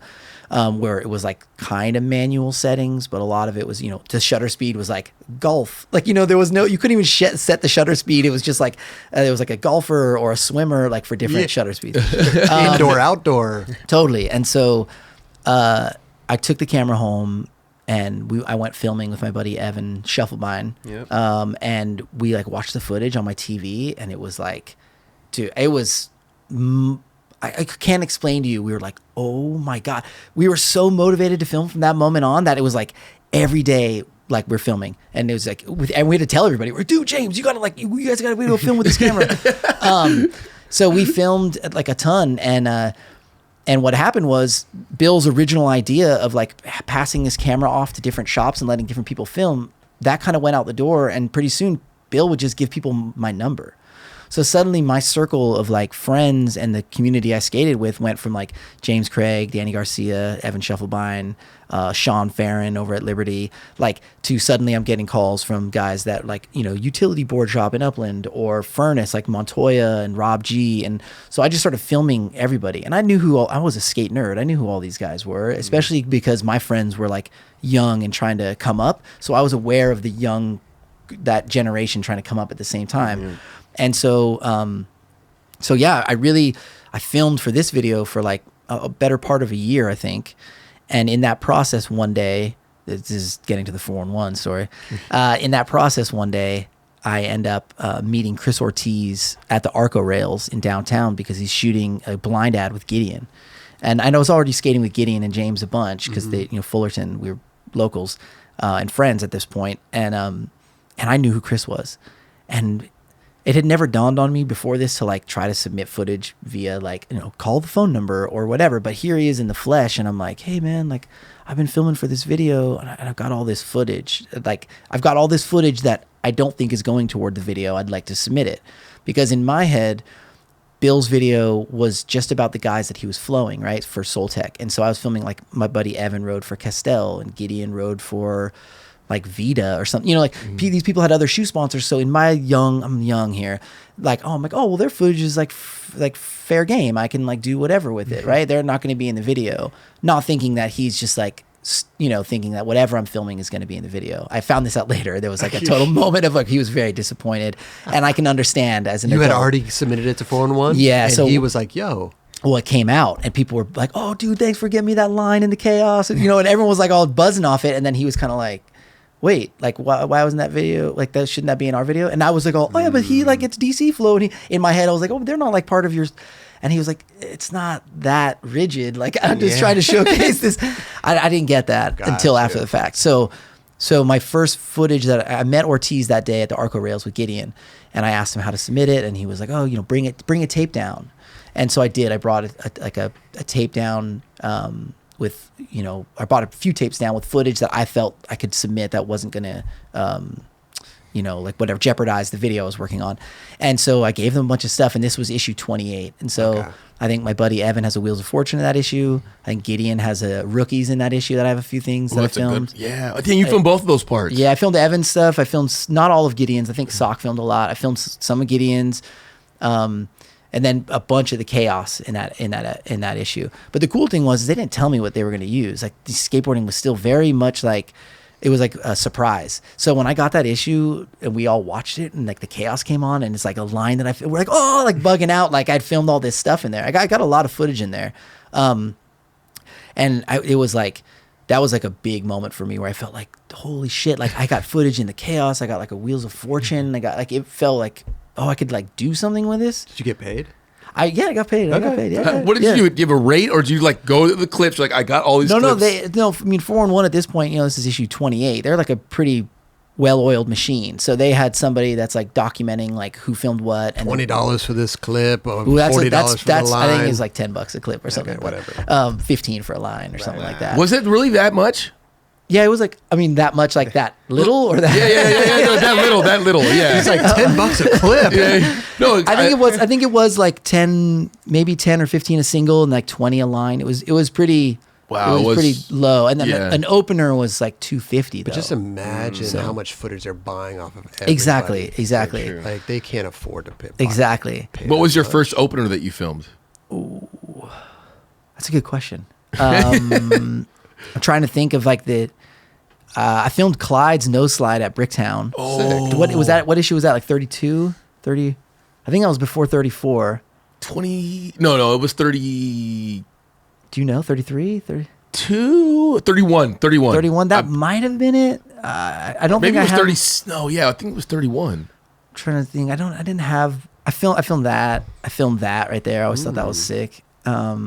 Dude, with the $10 and $15 rate. I filmed this. I mean, and as a kid, I was so stoked. That's super dope. I'm just trying to think about from a business standpoint, like how did they? I filmed this. They probably got it out of filming a monthly, bi-monthly video at that time. Yeah, for $1,000, like a $1,500. Yeah, or like that. You combine it all. I mean, you combined like, everything. I think it was like maybe closer to like like $5,000 worth of. But then the other people that were filming were on staff, so they were part of the salary. Sure. True. But at the same time, they're selling it to every skate shop. Oh, totally. It was huge. So oh yeah, they got a good distribution. They were profitable. Yeah, definitely. So I get the footage in that issue, and that's it. You know, again, I'm really young, so like to me, I'm like, that's it. Like I don't have any. There's no future like plan in my head. Luckily, because I'm still working on this video, the One Small Step video. So that's my next kind of thing. You know, the goalpost is like, all right, well, we got to finish this video. And like I said, once Bill had found out that I'd given all away that footage, I felt bad because he let me know how he felt, and I was like, oh shit, okay, I see your point. And so then I kind of kicked it into overdrive to like, all right, I want to make good by that. Right. So let me go out and like kick it into high gear and keep filming. And we did. And then so right as we were finishing up that video, which I didn't edit, I'd never edited on like a non-linear editing program yet. Mm-hmm. So that whole video was edited by Bill's neighbor, who was like just coincidentally going through film school. Okay. And so I kind of sat in and gave some notes and stuff, but a lot of it was his decisions. There's a lot of like color effects and things that I think he was just experimenting like you would at film school. So right as we're wrapping up that video though, Ortiz calls me, Chris Ortiz, and he's like, hey, there's a summer tour going on this summer in the Midwest, and they need a filmer. Would you want to go on it? And he's like, it's Chris Markovich, Jeff Rowley, Charlie Wilkins, Mario Rubalcaba, Chad Knight, and I think that's it. And I was like, nah, those are all like exactly B team totally. guys. And in 1998, I'm like, what? You know, I'm like, yes, sign me up. 100%. So of course, I said yes, and I went on the trip. And Rowley didn't show up, unfortunately. But everybody else was there. What year was this? This is 98, the summer of 98. What was the company, or was it just randoms? It was for a distribution actually. So there's like that massive Midwest distribution called AWH, and that's why they pulled together such an eclectic group. Was they just pulled from all the brands that they wanted to, and even at that time, like dude, Charlie Wilkins was ripping in 1998. He was like an ATV kind of pre-ATV. So I was excited to be on that trip because those guys were all ripping. And and I'm like, I'm on the road. I'm like in Chicago for the first time. And then my friends and I were all very, big fans of like Girl and Chocolate and Alien. And so I remember one of the demos was in Michigan and Josh Kalis was there. And I was like, it was funny because I'm with like these like all-star. Oh, and you know who else was on the trip was Tim Brosh. Sick. This is shortly before he passed. Okay. Nicest guy. Easily the guy who made me feel most at home on the trip. Rad. And Chris too, actually, Markovich. Even though he's kind of got this gruff exterior, he was a real sweetheart. And he was awesome.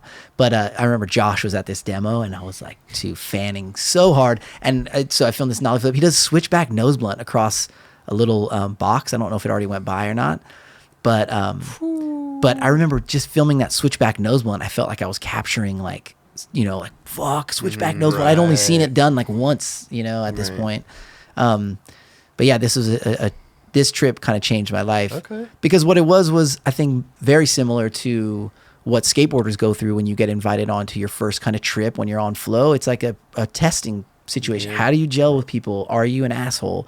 Can you, be in a long van ride and not annoy everybody? Because Ortiz is getting good feedback on you. Absolutely. How was he? Was he good to film with? Yeah, were you comfortable? Was he a dick? Totally. And I got to be honest, I wasn't really thinking about that while I was filming. I wasn't trying to like put my best foot forward. I was just excited to be filming with this caliber of skateboarders and to be on the road. It was also new to me that I couldn't help but be like try to overproduce. And then when I came back, Chris basically told me, he was like, in the way that only Chris can say too. Chris is not a man of he's not like an overly affectionate individual. So he gave me some gruff kind of like they liked you, or like they thought you were all right, or whatever, and I was like, cool, what does that mean? Or he's like, oh, get you on some more trips or something. Okay. And so again, I thought that was kind of it. And maybe a few weeks later, I got a phone call from him, and it was just out of the blue, where he said, hey, we're looking to fill an assistant editing position at 4-in-1. Would you be interested? And then he was like very clear. He's all, there's someone else that we've asked ahead of you, and if we're waiting to hear back from them, but if they like pass it up, like, would you be down? You're second in line. which was Tim Dowling. I found out. Oh, wow. And I found that out much later. Assistant editor. I mean, you're off the streets in office. Yeah, so I took the job. They bring me in, and I remember though, again, like, man, so young, so many things. Like this is me on the phone when he's like, assistant editing job. Instead of just being like, yeah, I'd love to, and like kind of fake it till you make it, like I'm gonna go do it. I'm like, well, I've never edited. I'm like shooting myself, like basically unqualifying myself for the job, like as it's happening, because I'm pretty honest. So I'm just like, yeah, I've never edited. Like he's all, that's fine. We'll I think a lot of people back then were kind of not knowing what the position they're getting into. Totally. And just learning as they go. But some people are better about kind of being like playing it cool and like, I'll figure out when I get there. And I'm just like basically shooting myself in the foot. Like in that moment, he could have been like, all right, cool. Well, we'll find somebody who's got some experience. All right. Well, never mind then. Exactly. So I said, yeah, of course. I was like, yeah, if he passes, and he wouldn't tell me names, he's being very professional about it. You found out after the fact? I found out after the fact it was Tim, but I found out like, I think a couple days later that whoever this mystery person was had passed on the job. Because Tim went on to film for Girl. Well, he was already at Girl, so this is post Mouse, right? Because Mouse is 97. 98. Yeah. Okay. And this is like the fall of 98. So it's like 9 months after Mouse comes out. Okay, I got my dates screwed up. That's okay. Right. So I think Tim, this is like film school time, right? Like he's kind of like thinking of going to film school and his next kind of step in life. And I said yes, and I went down there, and they showed me the ropes. Like I went down there, and Kirk Deanda and Josh Friedberg were running it pretty much at that point and doing all the editing. And Kirk kind of took me under his wing, and like even things like I remember I was filming with the VX, and this is pre Death Lens and whatnot, and I had my steady shot on because in my head I'm like, well, I want the footage to be steady, and he was like, no, dude, you gotta like turn that off when the fisheye, so that the fisheye doesn't bounce around. But even things like that, he gave me like little pointers, and then he showed me how to I had to start at square one. Like, this is how you digitize a tape, and this is how we log it, because they were really organized. It's almost like you're going to school. Absolutely. I was in like an apprenticeship, but I was getting paid. And, it was everything like from like, this is how we log a tape, like, an in time, and then you write the skater, the tape number, the trick, the location, and then you give it an out time. I mean, they were very... It's probably invaluable lessons at that point in time. Absolutely. And like later on, I would meet like younger filmmakers and stuff, and I would... be talking to them, be like, hey, can I get a hold of that clip? They're like, oh, I gotta find it. And I'd be like, dude, how do you navigate this crazy mess?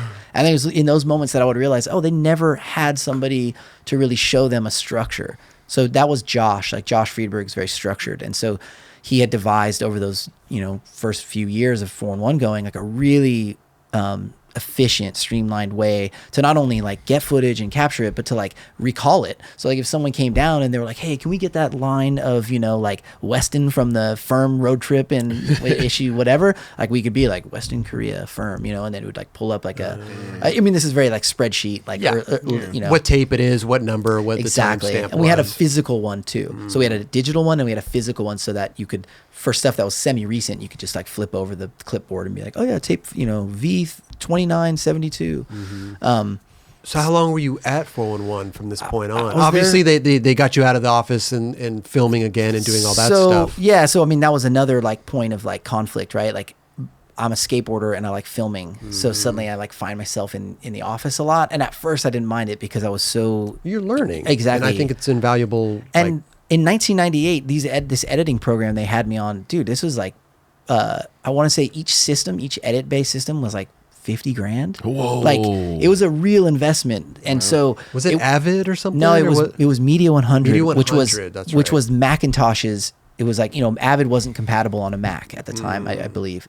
Avid was like for PC-based stuff, and they were all Mac-based. And so Media 100 was like the main competitor to Avid if you were on a Mac. Gotcha. And so it was interesting to me because it was so powerful. I had suddenly, the same way that like only a year and change earlier, the VX felt like everything looked good. Like we got to go film with this. It was suddenly like, wait, I can slow-mo this and I can take this clip and move it before this. And, because before that it was all linear. Like I had to be like, what line do you want next? And then you put the line in and then you put, it was very, restrictive. And this was suddenly like, oh wait, I remember when I was like, Kirk, how do you like put the sound underneath like a different clip? So like if I wanted your VO under something, and that was like, right. Because it was like my brain could think of these things and I didn't know how to do them, and then now I could do them. So at first I was fine being in the office, and I would like edit. I would stay there till 2 and 3 in the morning and like edit chaoses. I mean, as much as it was like a honor to film stuff in it or to be in the video, it was also an honor to like edit it.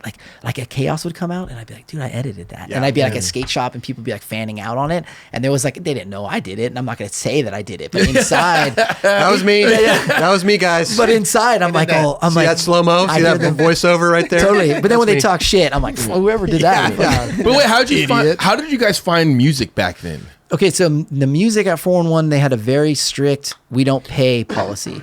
So because like overhead, right? You're trying to make something profitable. Music licensing has always been expensive, right? Like licensing it for a commercial or a movie. Same thing even with 4-in-1. It was much less expensive back then because like you could put a time limit. Like, yes, you can license it for this issue, and this issue is only valid from X to from A to B. Right. But now Which is great because they're only selling it for a month and a half. Exactly. So you could, in theory, pay to license it and be like, cool, we're not going to sell it after this point anyway. Yep. Or we're going to sell so little after this point that it's nominal and no one's going to, sweat it. So they had this like they wouldn't pay for anything because what it was the moment they paid for one song, everybody else would hear about that and they'd be like, well, we heard you paid for this song. So they never wanted to open Pandora's box. The way that we got the music was Chris Ortiz, his aunt, I believe, was like someone really high up at like MCA Universal. So every now and then you'd see a 4-in-1 with like a fucking good song, and you're like, how? You're like, so it's these kind of budget, and then a buttery, and then buttery. Then it'd be like, it'd be like a. I want to say they used like a Mace song for like a. Puff Daddy and Mace for like a chaos or like They were More Money, More Problems from exactly. Biggie. They used that. I was like, it was the first time I ever heard that song. Okay. I was like, and that was all because of Ortiz's aunt. Because every now and then there would be an album that would come out, and like skaters are into what they're into, and they'd be like, hey, like Ortiz, we noticed it's on like MCA or like a MCA subdivision, like subsidiary label. Like, ask your aunt. And I guess she was like big enough that she could pull strings. Because dude, I edited a road trip to a Bob Dylan song to the Hurricane. Oh shit! I mean, not like these are like major songs Yeah. that people are going to pay arm and a leg to use in a film. But that was few and far between. And the rest of the time, it was like the labels would be sending us kind of their up and coming artists. Yeah. And, we'd have to sift through it. Every now and then we'd get like some gems. But that was one of the gripes, right? People would be like 4-in-1, dude, the music sucks. Or why'd you use that song? And a lot of it was like, dude, this is not what I'm listening to when I'm in my car. Like, this is just what we have access to because we can't pay for it. Could you imagine though if 4-in-1 actually was using like the best songs all around? Like that would destroy. Yeah. skateboarding videos, to be honest Totally. with you. Like, oh, Jeremy Ray couldn't use Cream, the song, because 411 used it. Yeah. That would have been And you horrible. You speak of a really valid point that especially back then there was like that unspoken rule in skateboarding that once a song had been used, it was off the table. Even if it was like 411. Totally, it was just off the table. Like We've you're had like, these discussions, bro. This Yeah. is like a no-no. Yeah, I'm straight for up. sure, for sure. And I think you're right. Like because the amount, the frequency of 4-in-1 and the amount of It would have ruined different it a edits on lot. it. Yeah, we would have eaten up all the good shit. would have Not ruined all a of lot. it. And there's so Yeah. much good music. 100%. Yeah. But just the fact that if you could use Yeah. these songs that, imagine Jamie Thomas not skating to like, Credence or whatever that Yeah. song was. It says, 411 used it in a Chaos. Yeah. Whoa. I rolled chaos, bro. I'm just saying. So I know exactly what you're saying. It's true. Yeah. What we were talking about. What the fuck were we talking about, Kelly? I don't know. I lost the train. Music. No, the music. Oh, the stuff. music. Yeah. So How would you? I'm sorry. Go ahead. So you can choose chaos, whatever you wanted to choose. But what Yeah. about working with someone like a Profiles or whatever? Were you talking with them, or you got to choose whatever song works? So one of my earliest jobs as the assistant editor would be like, here's this new box of CDs to go through and like put Post-its on it for potential tracks. And so I'd listen to, so many CDs and Enya was the most 4-in-1. Not Enya. Vast. Okay, Sorry. okay. Well, you can. Vast is because when I got there, Vast was on Elektra Records, which I believe was like a subsidiary of MCA, and that was one of the CDs that was in like one of my first like piles to review, and I earmarked like 2 of the songs and was like, oh, these are kind of fucking like epic, and I didn't edit it to it first, but I had like earmarked it, and Kirk used it in like a credits first. He used like one of the Vast songs in the credits, and then when the best of came around, I was like, oh, I'm gonna use that song in the fucking chaos because it's like it's fucking anthemic and but yeah, that was how that came around. Was I would just sit there and listen and I've always been into music, so that was not a chore for me because I would discover new shit like that. Like they would have stuff that I couldn't. CDs were like $18 a pop back then. I couldn't just go buy a CD and hope that there was something on it. So some of that was like personal enjoyment where I'm like, oh, this is kind of a sick album or this is whatever. But they had different relationships with different labels. They had a relationship with like Moax, which was like a pretty well-respected like 90s like hip-hop kind of trip-hop label. Like Uncle, that band, like they came out on Moax and like DJ Crush and DJ Shadow and like So all that. you just had to dig deep to You just had find to spend time. some decent songs. For sure. You just had to spend Right, time. right. And then there was every now and then there'd be like a request. Like I remember, because Ortiz's aunt did so much, for us to get good songs, every now and then there'd be like an upcoming band. Like I remember like Blink 182 was like an upcoming band, and they were like, hey, we'd be stoked if you could use something off of this, whatever their first album was before they broke and were huge. Sure. And we're like, okay, and like we're like, but there was stuff like that, like where they saw the benefit of like getting a younger band into 4-in-1, that it would be seen, Right. because I think they would share the metrics, right? Like Ortiz would tell his aunt, like, yeah, we sold, 18,000 copies, and then we figure that, each copy is watched by, 4 friends, and, because no one's watching these things by themselves all the time. So I always Thanks, like Kelly. the Lights are off, you would doors are use- closed. I probably under, Yeah, I mean, like you introduced me to a Seance. lot of music, dude. Straight Yeah. up, it's crazy to hear this, but like I always get stoked when remember Rob Deerdeck's record label? Yeah, was it PJs. PJs? Yeah. That was dope. Yeah. Did I was in you? there Did Yep. you? But did you just hit him up for that or? no, and I think they had already formed a connection before I got there. But like I can say like certain stuff like these are all like I was really into like underground hip hop at the time, and so I was like, oh, I have this position to. I'll finish Rob's thing. Yeah, Rob's I think was already in place, and I think Rob, through DC and like Josh Friedberg and like I think Josh, because Josh was into that music too. So Yeah. I think Josh was like, yo, Rob, like let us put stuff in our videos, and Rob had the exposure. I think it's one of those things like how many times have you heard skaters be like, oh, if only the artist knew the exposure, they'd let us use the song like to their yeah. well, luckily some of this stuff the people did know, and so they were kind of like, hey, we know the value of this, so please use our stuff and use it for free. Right. Living legends. You had to. So so that was. But I can't like claim that I Amazing. brought them there because our buddy Justin was like a massive like hip hop fan, and he knew like every underground, like Yeah, that's bubbling. underground right there. Yeah, and so LA. he would introduce shit to me, and then every now and then I would get like kind of the blessing to put it in, because we knew like if you put something in 411, you're now taking it out of the underground and potentially putting it out for not the masses, but like a larger audience, and maybe so people who are precious about that stuff would be like, oh, like what? Like I remember I used for a Caswell Berry's Wheels of Fortune, I used the group's called Atmosphere, but it's that MC Slug. Like he ended up having like some success in like the later 2000s. And I used a song, and that was the first time that it ever appeared in like a skate video. And like the dudes that were like real like diehard fans, they're like, what the fuck? Why would you use that song? Not because its song wasn't good, but because like You're exposing. I'm exposing it, and I think they were also bummed. They're like, "Fuck, I would have skated to that song," you know. Like, Oh, right. but I was excited to introduce shit because when I was introduced to it, I knew how much I appreciated that. And I was like, oh shit, if I appreciate this, like these guys should be making money, or like people should be showing up at their shows. And also you're exposing it to your own people. Totally. That's what I mean. Like Definitely. these guys are going to like this. I'm like, if I like this, these guys are going to like this. I used to bug out like when dudes used to like hold stuff so sacred. Like I remember just going back to the Bay, and like hieroglyphics was like such a big deal. Yep. And like Javante would have a tape, and I'd be like, can we take that? He's like, nope. Yep. I'm like, dude, like you're trying to spread the love. Like, Totally. you know what I mean? That's the grassroots of trying to get music out there.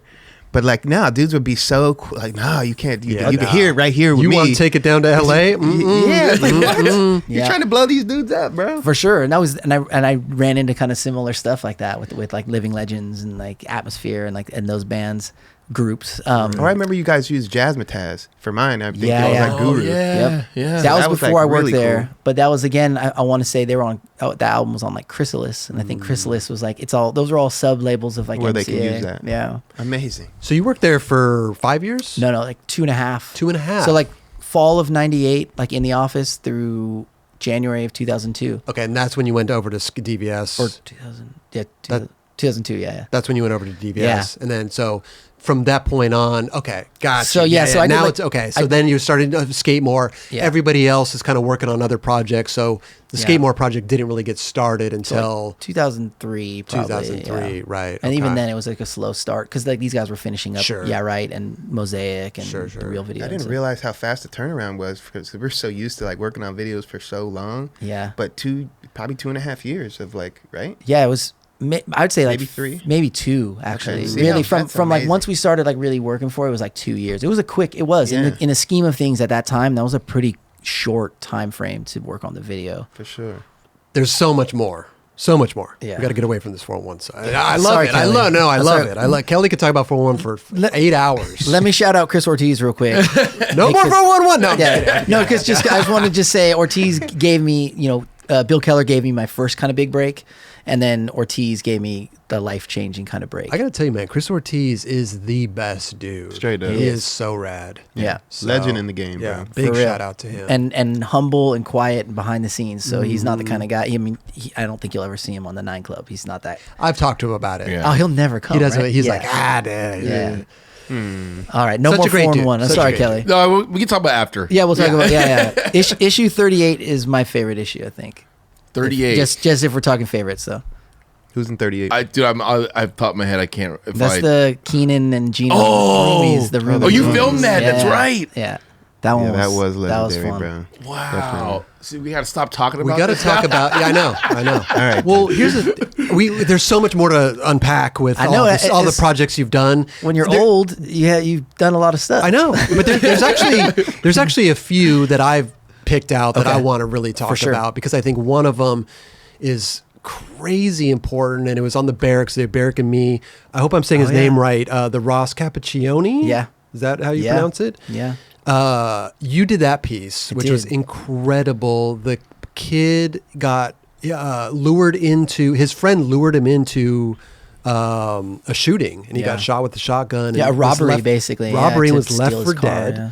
And this was a huge thing that the Berrics put out. Yeah. And how did that whole thing come about? Because super interesting. And thank God that he's still alive to tell the story because it's crazy. Absolutely.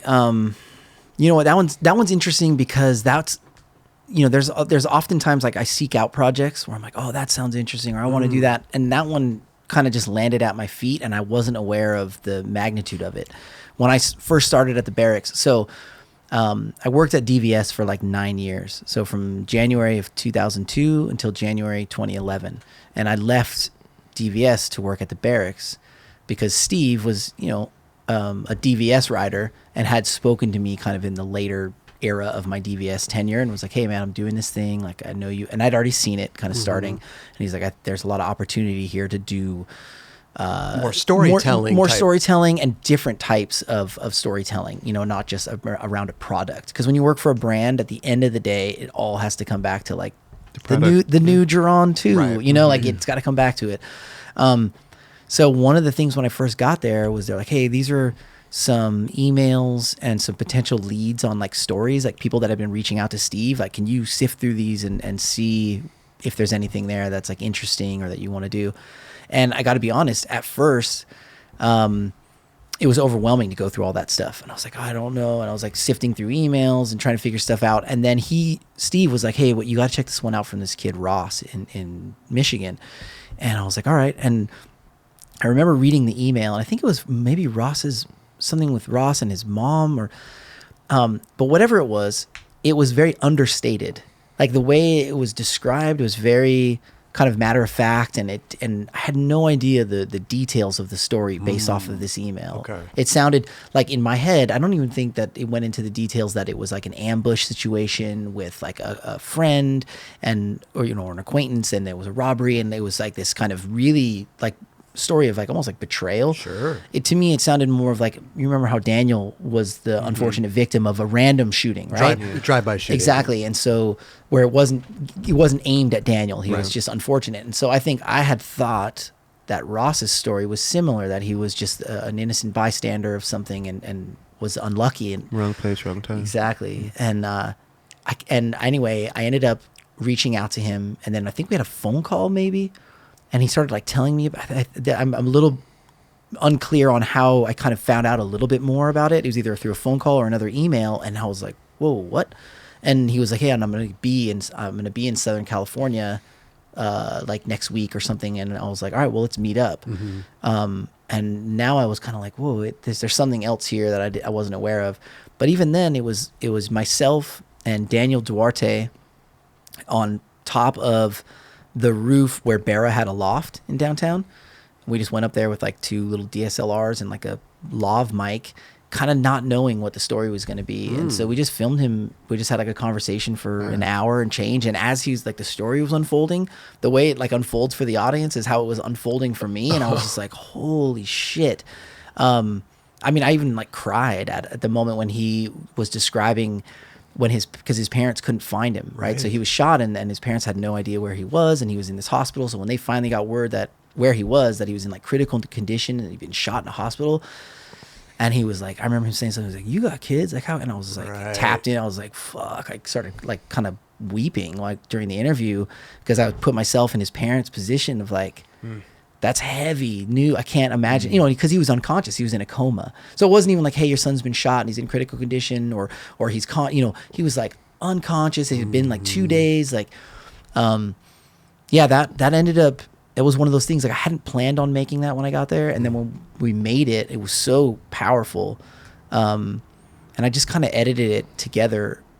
There wasn't a lot of forethought. Kind of the way that he was breaking it down. Yeah, exactly. I kind of just did it in sequence, and then found some visuals that could assist in it. And I actually asked him, I remember, I said, hey, could you film, if you're okay with it, could you document like the journey to that location where you were shot? And so the footage that's in the edit, that's kind of shaky and whatnot, that was him going back there for the first time since the accident. Yeah. Which was crazy, and I knew that was a big ask. I remember being like, hey man, like I get it if you don't want to go there. Like I wouldn't want to revisit that. But I think he really wanted to like share his story in the most powerful way that he could. And I remember when I got that tape, I think the fact that I could feel his like nervous energy, that was way better than some like slickly shot, like perfect, polished, like, like we're gonna go back there and get like, on the slider. It's almost like dolly. It's through his hands, his eyes, the shakiness of the camera and everything. we gotta paint a picture for the people listening Yes. or watching that haven't Sorry. seen this. Basically, the story was his friend was Yeah. asking him to go drive him down to a very shady place. To like pick something up or something. Right, for a couple days. And Yeah. he didn't want to go down there because it was the cops don't even drive down there. That's That's right. how shady these places are Yeah. in Detroit.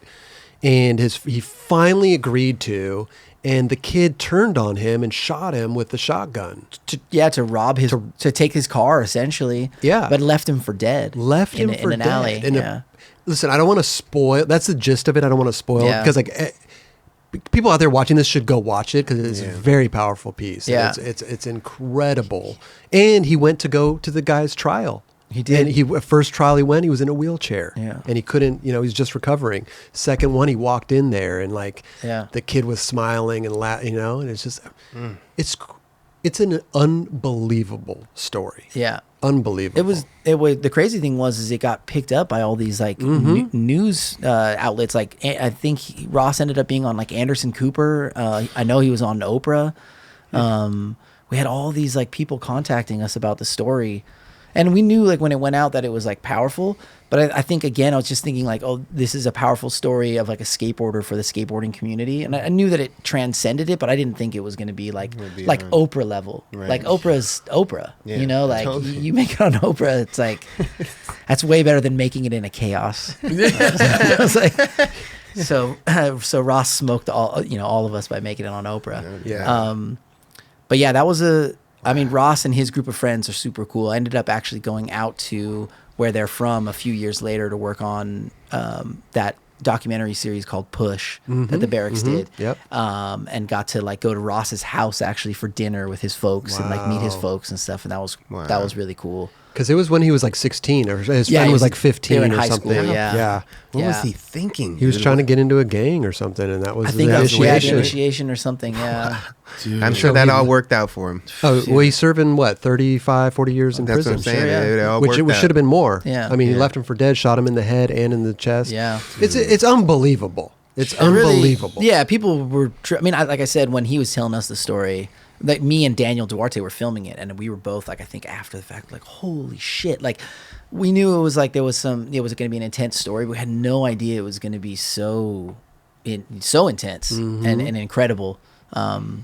So yeah, no, that was like right when I started at the Berrics. That's crazy. I was Yeah. like, Well, you did a great job. well, thank you. Because it's emotional to watch. He's a good storyteller though. Ross is a good. 100%. I remember him when he's telling the story. Like he's able to like paint the picture so clearly. Here's the thing, though. It's like, this is a gnarly story, regardless if you're a skateboarder or not. Yeah. But he's a skateboarder. Like, Yeah. he's one Of us. He's Yeah, one of for us. sure. And actually, what he talks about in there is skateboarding helping him out in the way of his recovery and learning how to deal with what had happened. Yeah, he like equated his recovery process with like the steps of like you ollie and then you kickflip or whatever, and that was at first I could stand and then I could walk, and like if I could 360 flip, then I know I can like jump or whatever. So yeah, no, I mean Ross, like this is some footage we're looking at right now of like the alleyway that he shot, and there wasn't much either. So I'll tell you, like I could tell he got in and got out. Like he wasn't like chilling there, like, giving me like, oh, film there for 5 minutes. Like it was,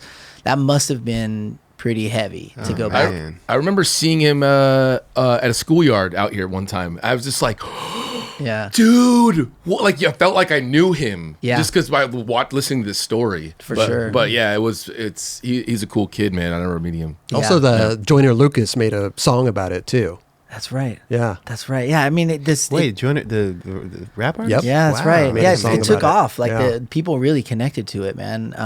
It was for a long time, and maybe still to this day, it was like the most viewed Berrics piece. I can imagine. Like it went, it Well, it transcended skateboarding. exactly. It This was is the kind life. of thing like you share with exactly like your friend or your cousin or your uncle or whoever, anybody who needs like some sort of like story about redemption and like coming back from. Or not redemption, he didn't do anything, but like, coming back against the odds, really, 100%, because he was, in all, Betrayal, also. yeah, It So- hit every checkbox Yeah, it of was- like, yeah, you couldn't write it, you know. Yeah. That's crazy, man. But congrats on that. Thank you. Yeah, I think that was a very powerful piece that you did. Thank you. So I was stoked. I rewatched it recently. Okay.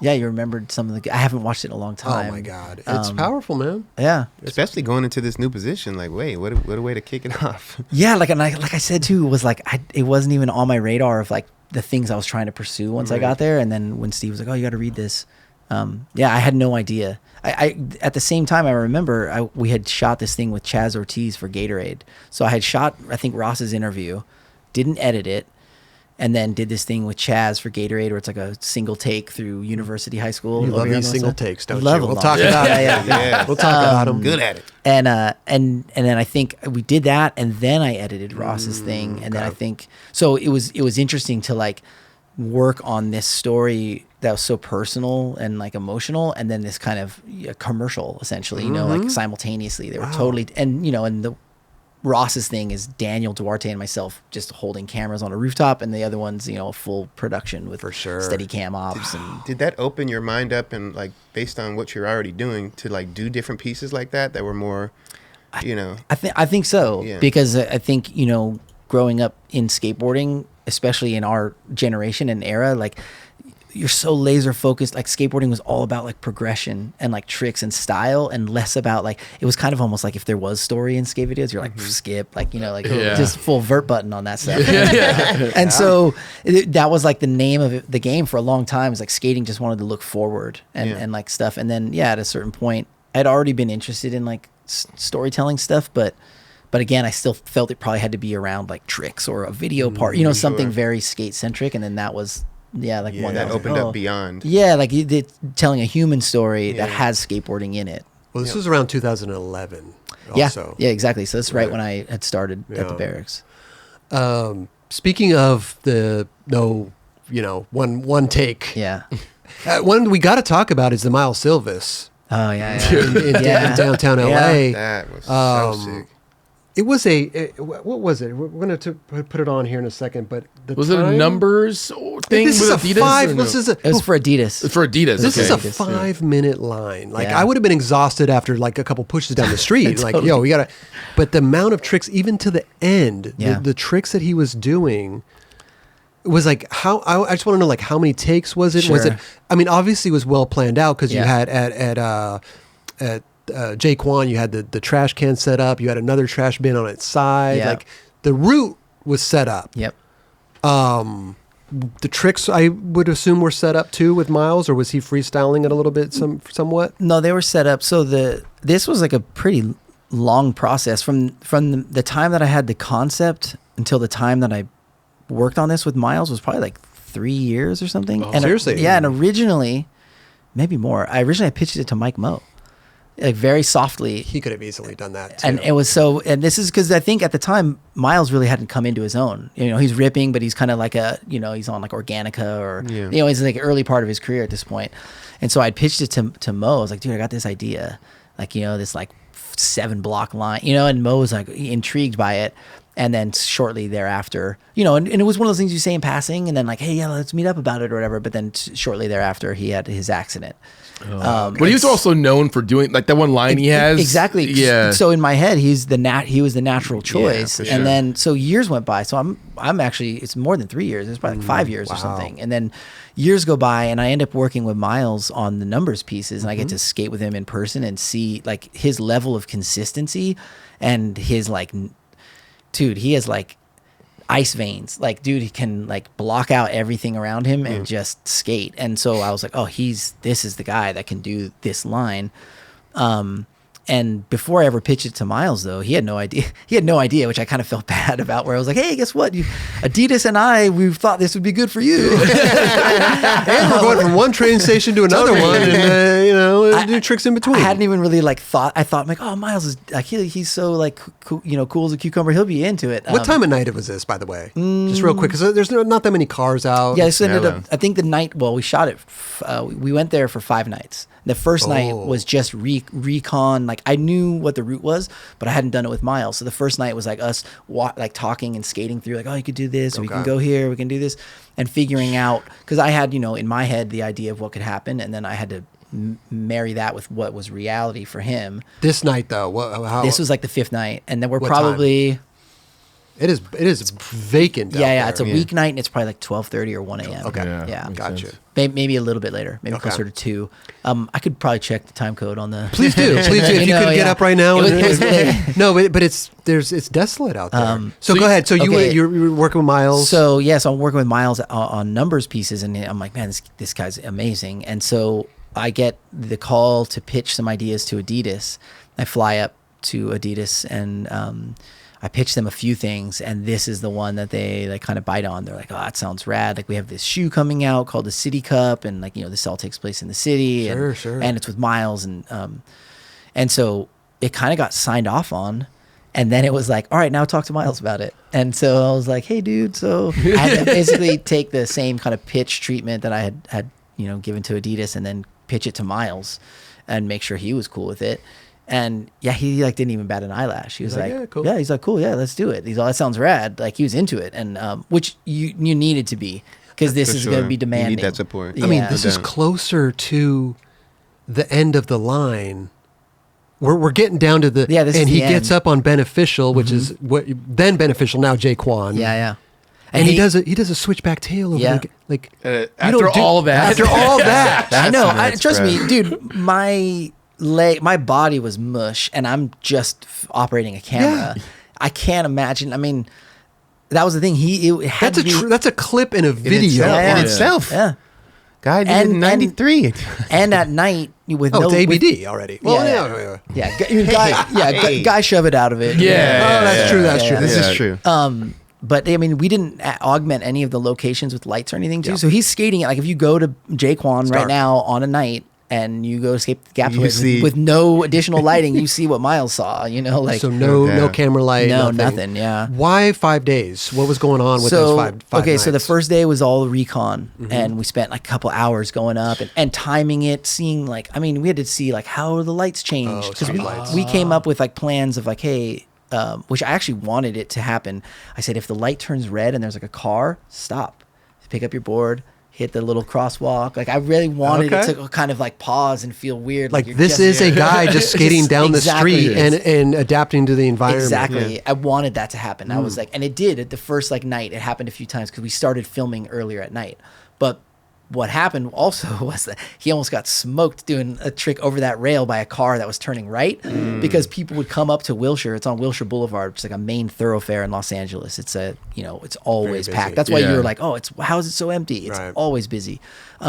People would come up to that light and just do the California roll. Like, they wouldn't even stop, and it's right where he lands over that rail. So after that, we were like, oh, we should probably film a little later at night. And then we needed somebody kind of over there to run interference. And so the first night was all kind of that. Then the second night was, we tried filming it. The second night you tried Yeah, filming so it. we started filming it. And originally he was doing like a switch flip over the handrail.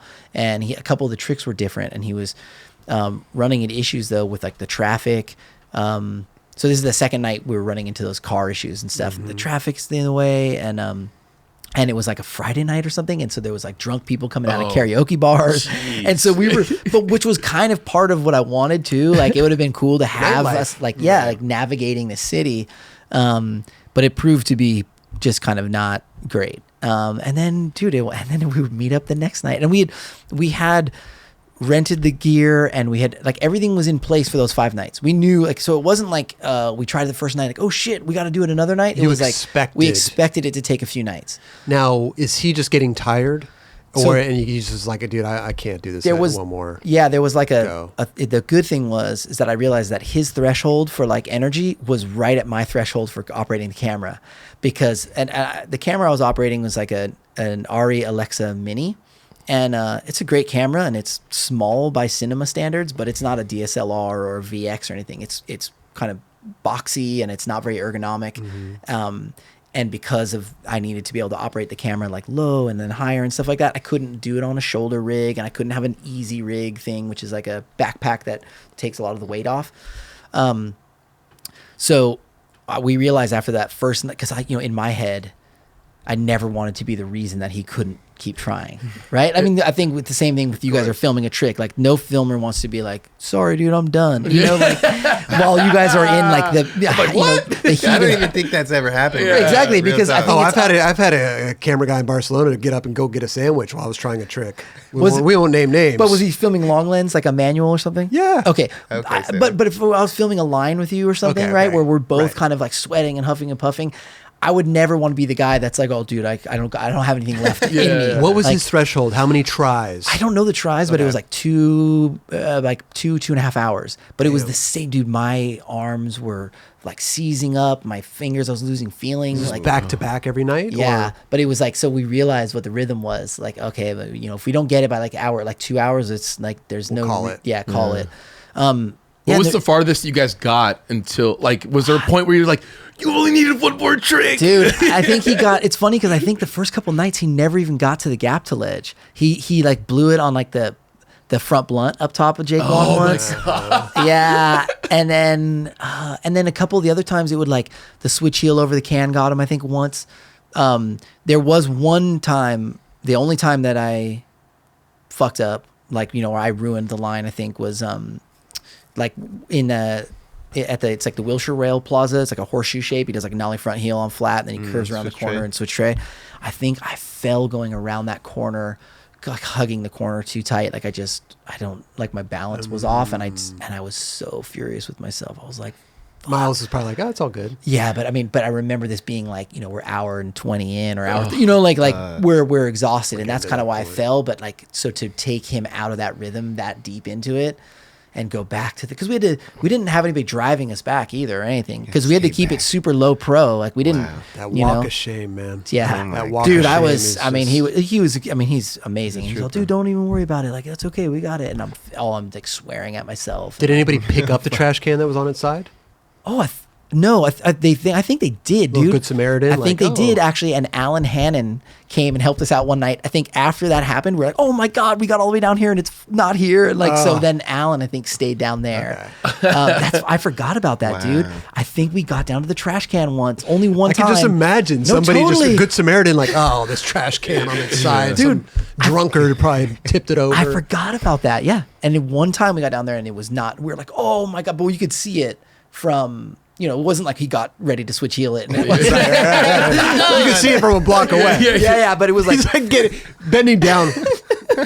but I remember we could see it and it was just like, oh, because that's far. You're deep into it at that point. You know? So, fifth night, fifth night, fifth night, and it's like we had to have the talk about where, you know, Miles is an incredible skateboarder, and you watch his footage, like he's always doing something new or pushing something. So we had to have that very uncomfortable talk that I think uncomfortable for me and probably for him, of like, hey, like maybe not a switch flip over the rail, maybe just a regular kick flip, you know, like where it's like, let's simplify this a little yeah, bit. but it's like, you know, but it's asking somebody to kind of play below their standards, right? Like anybody, a musician or This something. is a different and like, type of piece, though. This isn't like a line for his video part. sure. That you're like, hey, dude, let's not do the switch flip over the rail. Let's Right. do the kick flip, Yeah. or just Right. ollie it. yeah. Right. Get a safety line. They're like, what? Yeah. Make it a little easier on yourself. Even kickflip over the rail is risky, though.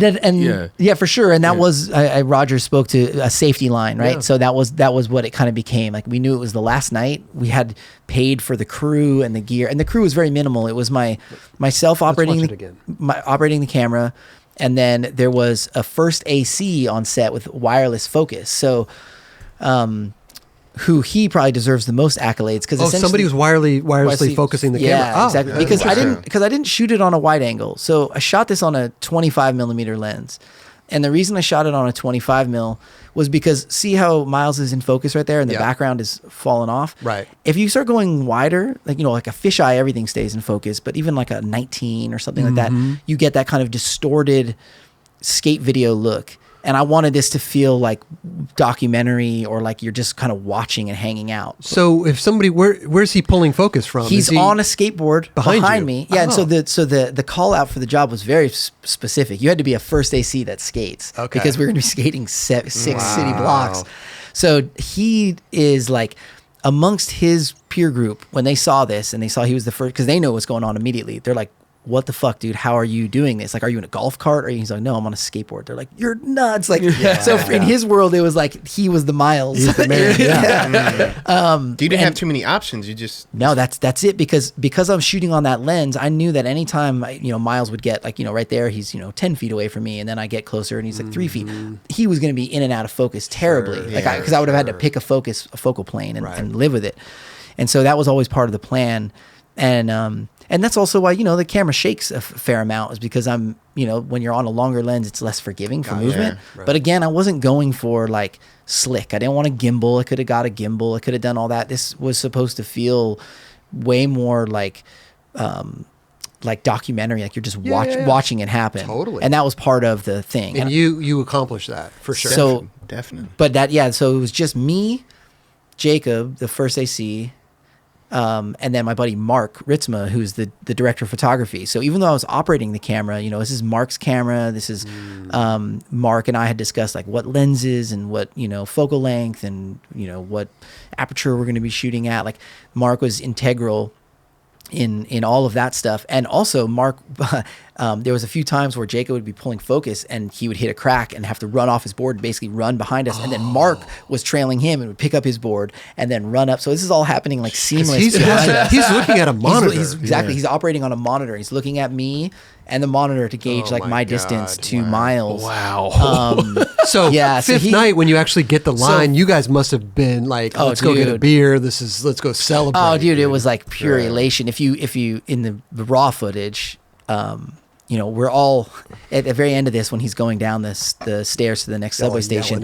Well, not yet. I'm like holding it, like it's like your friend just did like a groundbreaking trick. And you gotta hold it in for a moment. but it was like extra long because he's walking down the stairs, and then there's a moment where I knew he was like past the edit point for me, and it's just like childish screaming, like like pure elation. And even Miles, like he's like giddy with excitement because, dude, he was like, it was not only the fifth night. This was like we were at that like 2 hour mark, and it was getting to the point where like I'm already in my head without saying it to him because I don't want to get in his corner. Well, not day 6, but we don't have that budgeted, so I would have to go back to Adidas. Oh, they would have. But you know what I'm saying? It would have been like a phone call, and but they were all. Then they would have been like, well, wait, what do you mean you couldn't get it in 5 days? This is one line, or whatever. Right. You don't know the difficulty this was. Could you imagine you get down there, you reverse recorded it? Oh my god, dude. That's like bro. I would. I had to be. I probably would have like. You didn't realize the whole time. Yeah. He's like, damn, I reversed. Or like the first I recorded our whole way back. The first AC like bumped the record button or something. Was this the first time that he switchback tailed? Yes, this is the first and only time, and I think he only got to the switchback tail 2 times before it. Wow. And so, Super and it was calm. all on the last. I think he got to the switchback tail maybe like the 4th night once, and then once before this that night. I mean, super. It is calm. phenomenal. He's. bro. He deserves. This is next level. This is like You guys- athleticism and like to remain calm and like. Yes.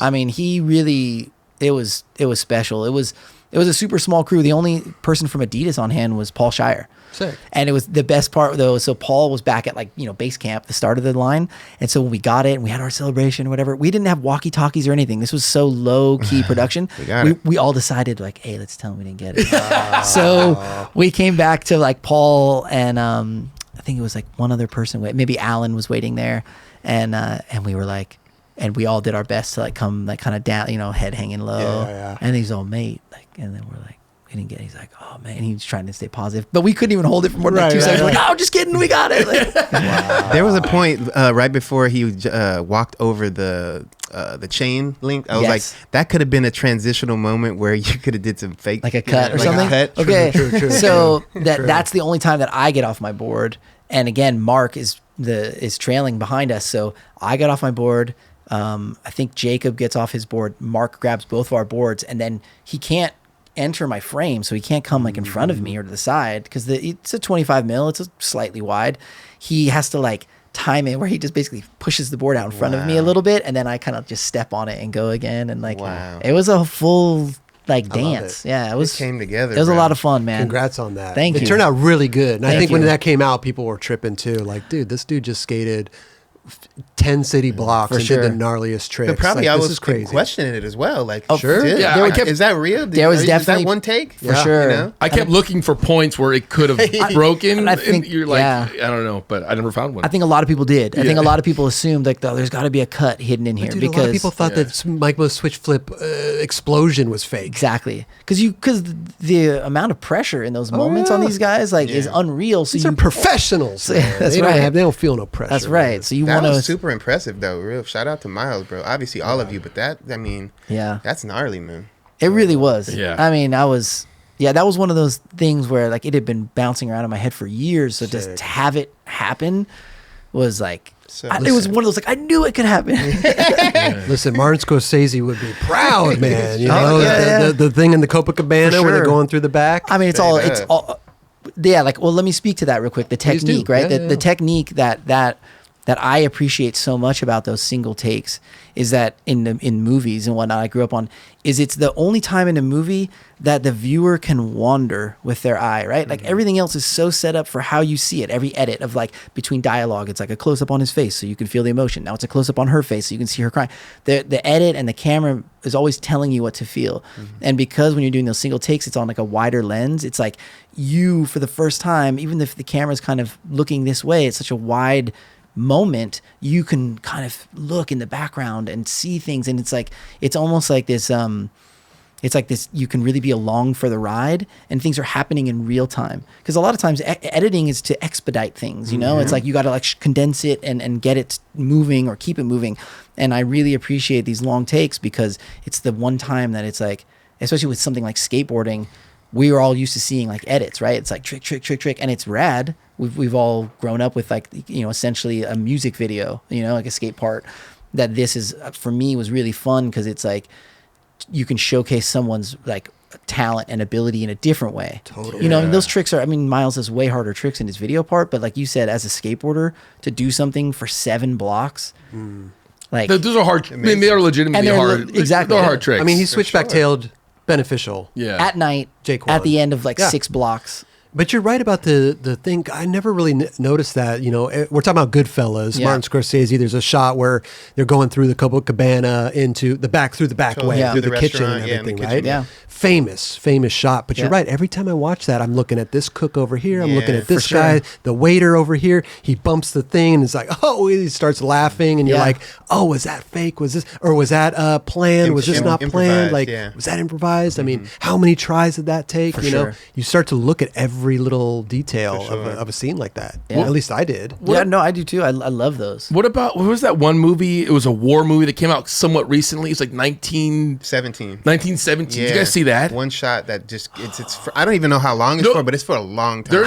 There's only like a couple shots in this whole Like a movie. couple edits, like, yeah. And it's like the longest. Yeah. You're I like, don't this think is fucking nuts. I think it's It is. It's gnarly. I don't know if it's You know, that, they said that it was like all supposed to be like one. but it's supposed to be. Yeah, but yeah, I don't but it's know if not they. one, yeah. It's not one. It's Yeah. not. Oh one. no! It's not Yeah. one. But they Okay. make it. No, but no. they They made it feel look like it. No. Yeah. There's like a couple cuts throughout the whole movie. Sure. There's not as many. There's, Yes, like, very few. I heard that as I well. love all Yeah. that stuff. I mean, like the Revenant has like that crazy opening Yes, fight sequence, sure. like Jeez. There's another there's one.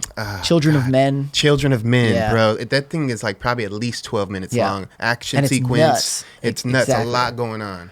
That's one that stood out. I to me. love those because what those are. I mean, it's funny because not funny, is it?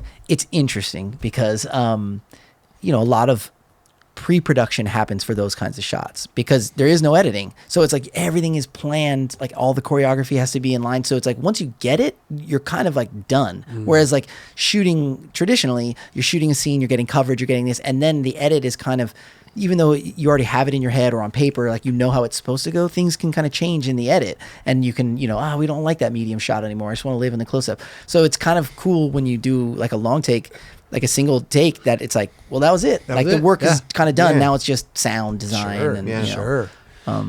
it just lives kind of as that thing. I'm a fan of that stuff because Same. it's fun. It brings the viewer in like in a way that editing stuff doesn't. I'm a fan of it too, and I'm a fan of the behind the scenes. I'm a fan of knowing how do you long do it it? takes.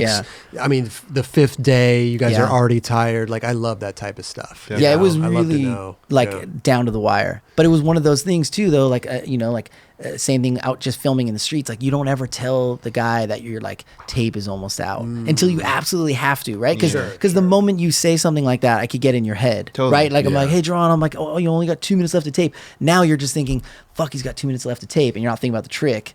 So it was the same thing with Miles. Like I was getting exhausted. I'm thinking in my head, we might have to come back another day, but I can't say any of that yet. Yeah. You know, and then like, thank goodness he It'll did glitch it. you out. You'll be like, no. Exactly. We've So- got different restraints because I'd be complaining the whole time. If it was me and Dubs there, I'd be like, Dubs, I don't know if I can do this, man. You got to do Oh, it you here, got Dubs. it, You dude. got This it, is it. Dubs. This is You it. have to Well, do I it. mean, I'm sure before each one, or walking back, because just who I talk a pep lot too. talks. I'm like, oh, dude, you got this next one. Like the next time we get down there, you got it. Like it's right there. Which I don't know. At a certain point, he's probably just like, dude, shut up. Yeah. all right. I get it. I get it. Listen, one of my favorite things in recent times, the pieces, it's HOA. It's the Daewon Song, Torey Such a good Pudwill, one. Thank You piece. It was so good. Thank These you. guys not only were skating just neighborhoods, but they Yeah. were killing it. Straight up. And you got some little GAs in there, little guest appearances. I do have some guest appearances. Little in there. Chad Muska, That's little right. Rodney Mullen, huh? Yeah. Throw them in there. Yeah, But- that was a lot of fun. It was great. It was great. Thank you. Ideas for that? I mean, was it, are you searching for the right neighborhood? Is it different neighborhoods? Are you just like, is it spot searching essentially? It's, you know what? It's a mix. Like I think I'm trying to think how to describe it, but Okay, go ahead. everything I think that I do kind of bleeds into the next thing. So this is kind of derivative of the piece that I did with Austyn Gillette in 2012. Well, we'll talk about that for quick. Yeah. And what that was It's same kind of questions though, spot searching. for sure. And it is, I'm like my personality, I have like a personality that's always searching. I'm always looking for like where's like the best sandwich? Like, I mean, anything like you know, like I went to this one that someone says the best, but there's gotta be a better one. Like it's spots, it's music, it's artists, it's design, it's furniture. It's like whatever I'm into, I go down that weird rabbit hole of like, I gotta keep looking. So then it just becomes part of my everyday habits. So for instance, like the locations in this, some of these were things that I had on my radar since the thing with Austyn that we either never filmed at or we went to and he wasn't into. And at a certain point I was like, well, and then going back before that, the thing I did with Austyn, those spots were just things that I would be seeing driving and was always thinking, oh, man, it'd be sick to just do something from a car on the side of the road at these kind of like spots that they're like spots, but they're not spots. And Just to go back to Okay. Quik really quick. yeah, Back to Quik really quick. Because we're on HOA, but Yeah. the fact that you're driving by, seeing these spots, and now you're filming them Yeah. driving, yeah. it's It- pretty interesting. Yeah, I mean, because there's something like, you know, when you're driving and you see a spot and you're like, whoa, what was that? You know, like It's a quickness. it's a thing like that. It's just fun as a skateboarder to like these things catch your eye, and you can be in an industrial neighborhood or downtown or anywhere. Now you're driving by with a skater skating the spot. for and- sure. So HOA was kind of like a variation on that thing with Austyn. And I'd had this idea for eons where I was like, okay, it would be rad to do something like I did with Austyn, but then like only do it in like residential neighborhoods. And so instead of, because we all know how hard it is to find spots in residential neighborhoods too. yeah. Like, I thought like, well, all the stuff you skate when you first start skating is residential neighborhoods. It's curb cuts and little bumps and someone's got a weird driveway down the Yeah. street. And so I wanted to do something that was all in front of houses or apartments. By the way, Quik was like, these are 10 years apart. They are 10 almost. years apart, yeah, pretty much. And then another thing I wanted to do though is because, you know, a lot of people do skate, you know, like the weekend guys, right? They film a lot in front of like apartments or houses and stuff. But there's like a start and stop nature to that stuff. It's like you put your board down, you only got one push, you do the rail and you stop. And I wanted to keep that kind of continuous movement like I had done with Austyn, because I thought for me as a skateboarder, I like movement now, especially as I always liked it, but then you get older, I'm like, damn, I just want to see dudes like push and like mash at shit and like skate. And so this one was still kind of applying those same principles of like, I want to keep moving a lot. And And then in terms of like the types of neighborhoods, we filmed in a lot of kind of affluent neighborhoods. And that was kind of like a nod to like Ferris Bueller, really, right? You know, like I love Ferris Bueller's Day Off, and you know that whole sequence of him running home at the end, trying to get home, and he's running through yards and jumping over fences and shit. There's something really fun about that, and so I wanted to mostly shoot in these kind of neighborhoods that were kind of like skateboarding. You don't see it there with mansions in the background. It's just not a thing that you normally see. So there was something kind of fun to me about flipping it on its head and be like, oh, well, I'm not going to skate like the curb cut in front of the little like apartment complex. I'm like, we're going to like the fucking bougie neighborhood, and we're going to go skate in front of this $18 million house. Exactly. And it was during COVID. So it made it a little bit easier because most people weren't trying to come outside and say shit. Did you get any people coming out you saying anything? We got one person coming out. There's a shot. It's like probably my favorite shot. Yeah, it's Torey's switch frontside flip over that the bump to bump where the sprinklers are on. Yeah. The sprinklers were a passive attempt at kicking us out. So the fact that he rolled. Go ahead. I love that. I love that shot. So we're filming it, and Torey's getting close, but he's not putting it down. The dude comes home, pulls in his driveway, and doesn't come out. And so we're like, yes, like he didn't come out. Like he doesn't care. Like we're on the sidewalk. Like, we're rationalizing in our head. like, oh, he doesn't care. Sure enough, sprinklers come on. And we're like, no, he didn't. Like, again, though, still kind of being like, oh man, like they're on the automatic timer or whatever. But next thing I know, I see a little like window blind, like, like he's looking out the window. And then he comes, and then he sees us not stopping. And he comes out and he's like, look, it's something to the effect of like, look, man, I don't care if you guys skate here, but my wife's going to be home in like 30, put it on his wife. She's gonna be home in 30 minutes. And if she sees you skating out here, like she's not going to be happy. Right. And so so those sprinklers came on, and as you guys know, skating like wet anything is the worst. I love that he rides through. Oh, dude, killed. That spot. Amazing. That's actually a really sick spot. It is, but it looks gnarly too. It is. I mean, he did it as perfect as you're gonna get. And this was another one of those like similar with Miles, like the sidewalk and his shoes and stuff were just getting to that point where it's like, how many more tries can you actually do this and be successful? Because that's one of my favorite shots in the whole thing. Same here. By the way, same here. Yeah. When we got it, I was like elated because I wanted to thank the dude. I'm like, dude, you just upped the production value so much. Like, the sprinklers, like it looks like set design at that point. Asshole, man. But we got just because he doesn't want to skating a sidewalk, which in was front so of his crazy. house. Exactly, we were like, man, I'm not surprised to hear that. Southern California, it still boggles my mind. Yeah. You know what I mean? Boggles me that he put it on his on his wife. Yeah. That was weird. That was a weird. Are you kidding me? Yeah, he's like, she'll be home, and she's not. And I was kind of like, relax, what's your wife buddy. like? Like she's gonna like see us like. The one thing that I please go ahead. No, I just want to talk about the guest appearances really quick because you had Muska in there. Yep. Raj, we need to find the Muska part. He's watering rocks. What's going on? Where there's no grass there. Muska, I think he had like an environmentally friendly landscape, right? Like a low. So that was water. his house. That was his house. So what it was Daewon and Torey, the whole premise behind their brand is thank you, which is like saying thank you to skateboarding. Yeah. And so, Chad gave Torey his first big break, and Rodney gave Daewon his first big break. And so as a nod to them, and since we were doing this thing in residential neighborhoods, they're both homeowners now, and so they could both be doing homeowner type things. So unfortunately, Chad looks like he's watering rocks, but as he's walking that wall, there are some like palms and stuff at the end. But I think the section that I used is just because where I was crossing his path filming. The first time I watched this, I was like, he's watering rocks. Yeah. What's going on with the Muska? To his credit, he was walking to water the palms and stuff at the end of the area there. So he wasn't just watering the rocks, because even I would have been like, wait, that's weird, let's not water the rocks. I think just where I chose to use the shot where you could really kind of tell it was Chad, right? It just kind of lined up with that. It was good, man. The thing that I love too is so you had Rodney Mullen take the trash. So I thought this was your house, and you just got Rodney Mullen to take the trash barrels in for you. Gotcha. No, it's Rodney's house. I guess I'm like outing them right now. Well, Chad lives in Ohio. Yeah. And I was pretty conscious when I was filming these things to like not give up any sort of like recognizable features. Yeah, for sure. No, Rodney, it was one of those things where I think I had filmed with Daewon.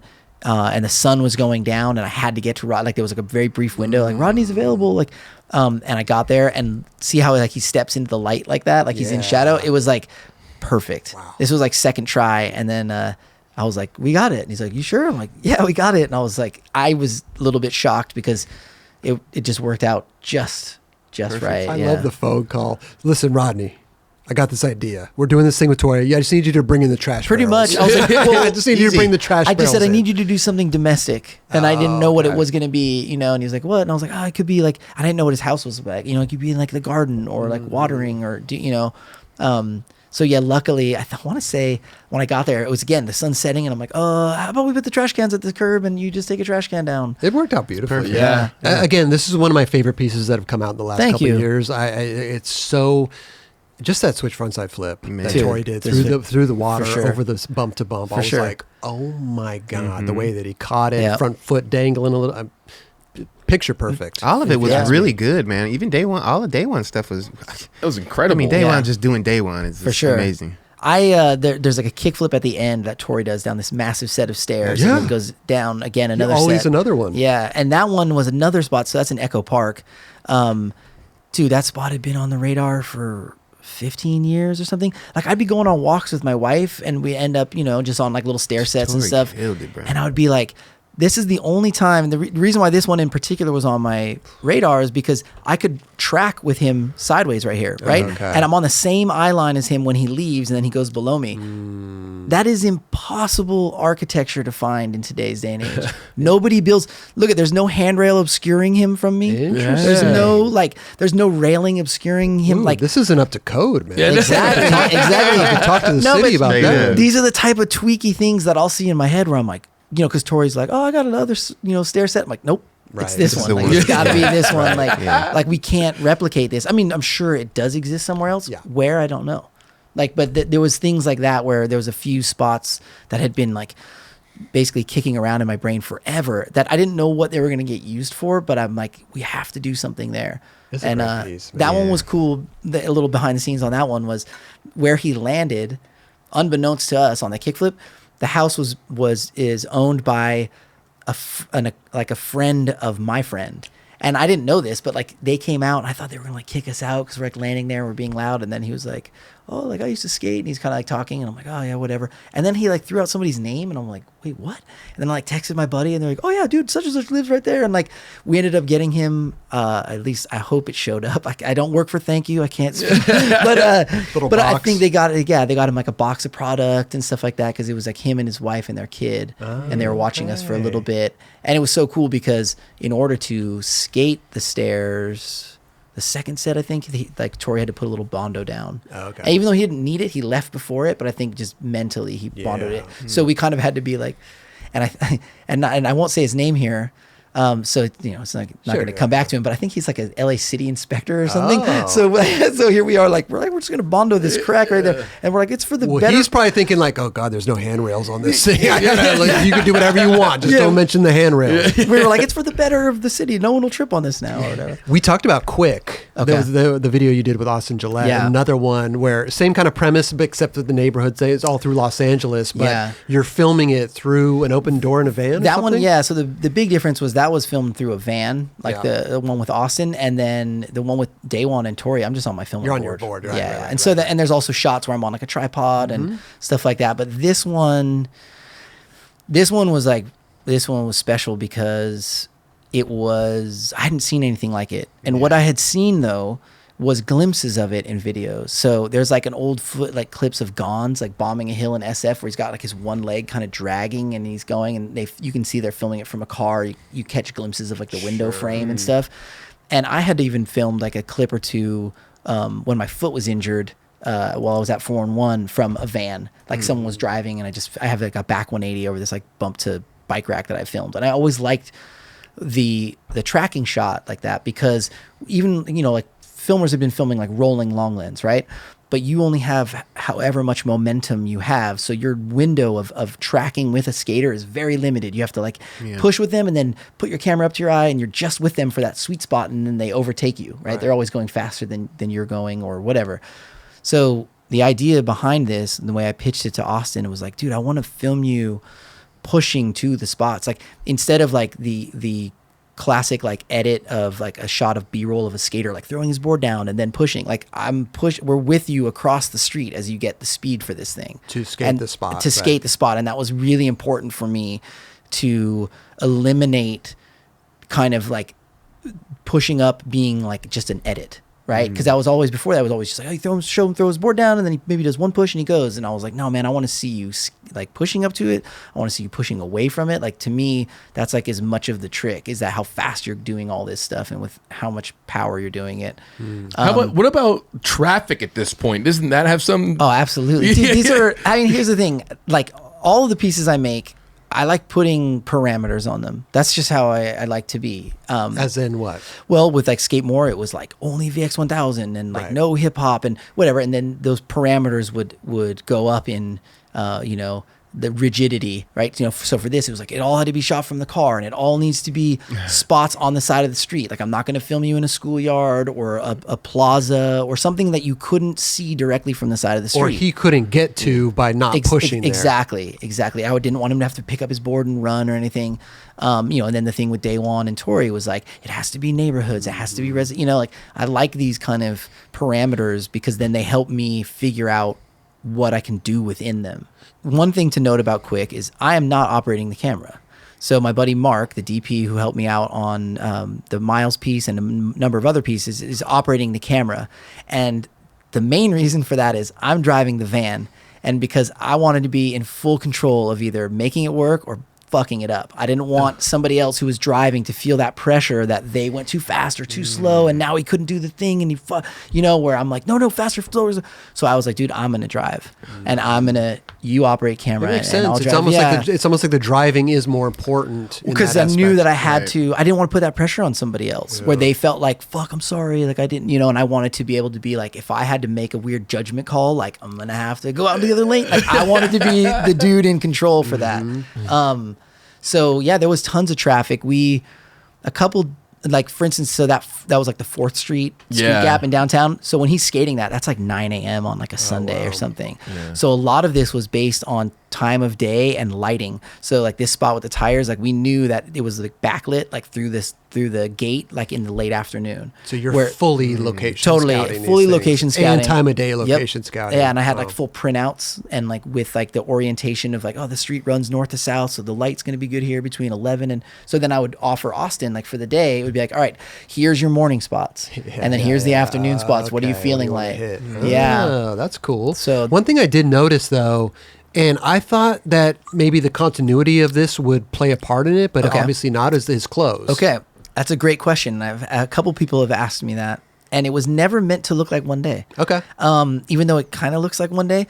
That's what I was taking from it when I started watching it. Then I was like, oh man, his shirt changed. In hindsight, I probably should have just done that. Yeah. But I think there was a conscious decision that it was just like, oh no, we're going to go out with you filming a few times and just keep your outfit similar. It was like same shoes, because I think his pants even changed like from black to gray.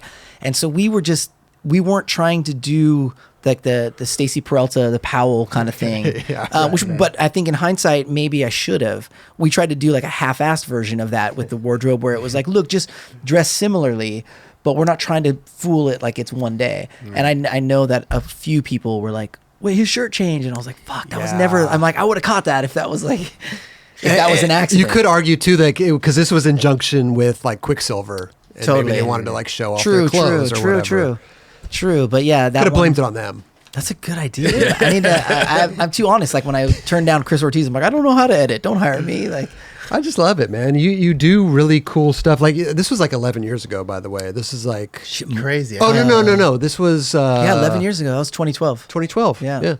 I remember Crazy. that. Yeah. And then That was a big thing when HOA it came out. Yeah. HOA was like 2 years ago. 2 years I think. ago. Yeah. One thing that we have to talk about today, though, the LA Boys. Yeah. That movie is so good. Really good. About literally the Powell and the 4 kids being Guy Mariano, Gabriel Rodriguez, Paulo Diaz, and Rudy Johnson. Yeah. How did this all come about? Because it's so good. Thank you. And then to have them both like their present time, and it's just amazing. Thank we'll you. watch this. All we have right now is a trailer. But Okay. we'll watch that. That came about. Was this a pitch to somebody or like? I know exactly how it came about. So here's what it was. The Berrics, I was working for the Berrics at the time. Okay. And the primary sponsor of the Berrics was Mountain Dew. And Mountain Dew had wanted to do a big initiative with the Berrics that I think Steve had pitched to them. Like, they wanted to do something big, right? Instead of just like, oh, here's our pre-roll and whatever and our logo in the park. And so Steve said, hey, we want to do this thing called like LA Week, where we highlight kind of skateboarding's significance and history in LA specifically. And so when that came up, he was kind of like, hey, like, do you guys have, I want to hear ideas from everybody. And the idea that I had was to do like a 10, 15 minute piece with these guys about that video part. Just, go meet up with them, do a quick little interview, play the part, and kind of just talk about its significance. That was my initial idea. And the reason I had that idea is this is one of the first videos I'd ever seen when I started skating in 1989 was Ban This. Mm-hmm. And I saw myself as Guy, right? Like I had like kind of bushy hair like that. I was short. Like, like once I saw that video part come on, I'm like, oh, that's me. And I'm skating. And I skated with my older brother a lot. Relatable. Super relatable. Like almost like too relatable, where it was like, if it wasn't Guy, I would have had to pretend I was slightly older or whatever. But it was like, nope, that's me. Like right. I'm the little kid skating with like the older teenagers. And so that part was always like really special to me. And then needless to say, a massive fan of all of these guys skating, from everything after Ban This. So when this kind of opportunity presented itself to work on something that was LA centric, I was like, well, that's got to be the thing. And almost immediately when I started kind of, I guess, visualizing like what it could be or what it could encompass, more and more ideas started popping in my head. For instance, at the time, my kids had just started to attend King Middle School, which is the school that they skate in that video part that I interviewed Diego Johnson at. And Diego was an 8th grader and my kids were 6th graders. And I lived in the neighborhood and I'd been in the neighborhood for a long time at that point. And so there was all these connections. Like I would always see where the bus bench was. That was right by Ginger Grass, which is like a Vietnamese restaurant, or Cha Cha, the bar. Yeah. And so I'm seeing all these things regularly. So this is already in my like subconscious. And I would see Rudy at like, sometimes like barbecues in the neighborhood with Diego, and I would just kind of trip out and like, it's all right here. Like that video part all kind of happened here. So there were all of these things kind of pointing toward like telling a bigger story about it. And the first interview I did, so let me back up a second. Steve's into it. Steve's like, yeah, that would be rad. Like everybody at the Berrics, like that'd be super cool. And I'm like, all right. To me though, the story isn't complete unless I get Stacy to talk about it, right? Like I knew that I could probably get Guy and Rudy and Paulo and Gabriel to speak about it. But I was like, I got to get Stacy like to talk about it. And so the first person that I reached out to was Stacy. And I can't remember how I got his email. I think I asked Berra, and Berra was like, oh yeah, this guy has it. And I just cold called Stacy, just a cold call email, like, hey, my name is what I do. I make skate videos. I want to make this, documentary project. And then he called me, and I'll never forget it. I was at a restaurant in like the Toy District, and I was like, I saw my phone, and it was like a Santa Barbara number or something. It was somewhere and I was like, I gotta step outside and take this. And I was like, hello. Pal Skate Zone. I wish it said, yeah, I didn't say Pal Peralta, but I went outside and I took the phone call, and it was Stacy.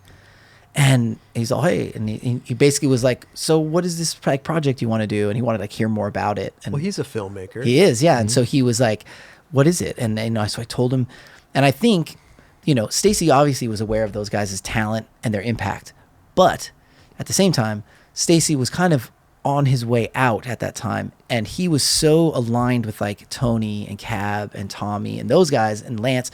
Those were his Guy and Rudy and Gabriel and Paulo. So he saw the potential in these guys, but I don't think he was, by the time he bounced out of skating, those guys hadn't blossomed into the people that they would become. He's aware of them now, but back then. Exactly. Yeah. So he missed their kind of meteoric rise and influence on street skateboarding. So I was kind of telling him like, look, like to me and my generation, these guys are like Tommy and Lance, and this was our Bones Brigade. Right. Like, and you captured them in this moment right before they kind of exploded and kind of ended up on different teams. And I was like, and I want to talk about how significant that was, because I don't think it happened since.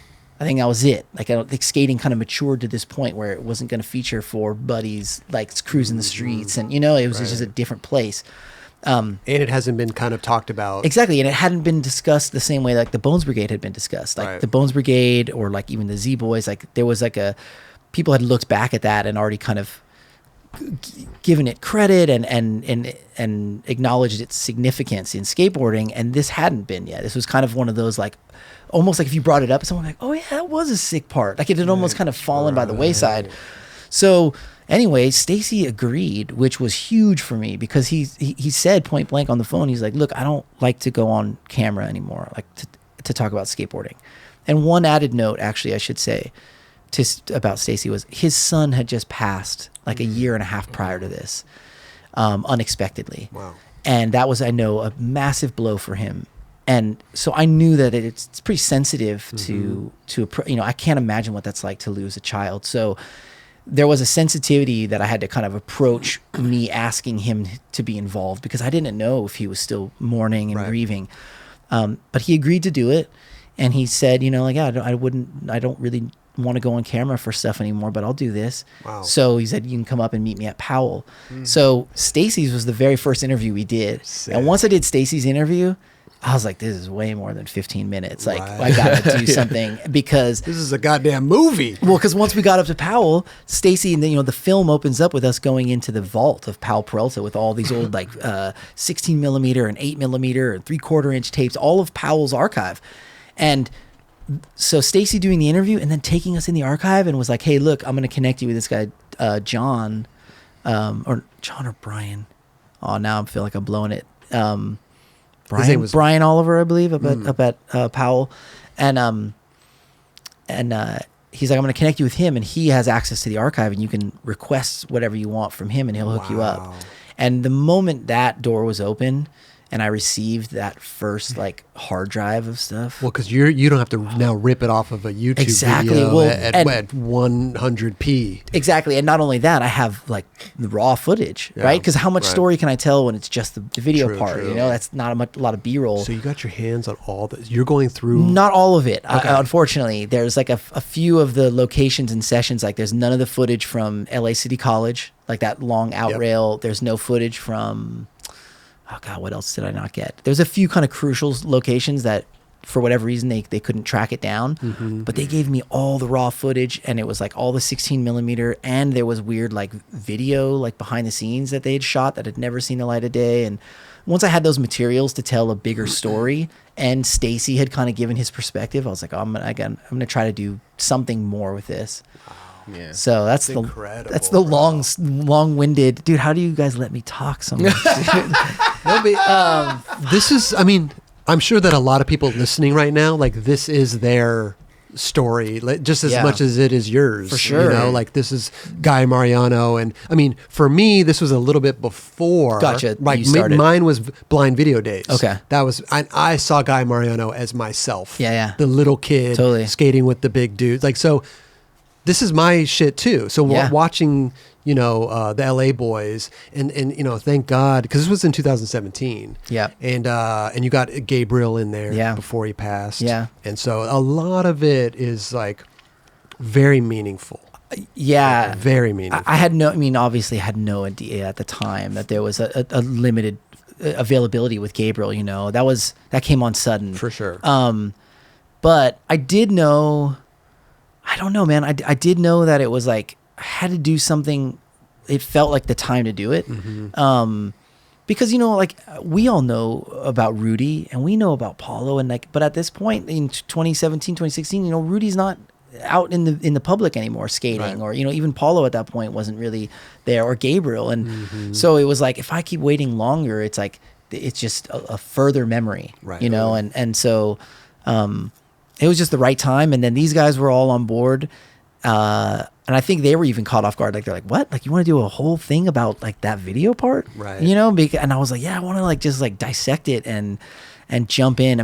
It's very much a film by skateboarders for skateboarders. It's an inside kind of thing. 100%. Yeah. That is a small regret that I have, is I had felt this voice in the back of my head at the time that their personal story had been kind of explored in their Epically Latered, so I should just leave that to Epically Latered.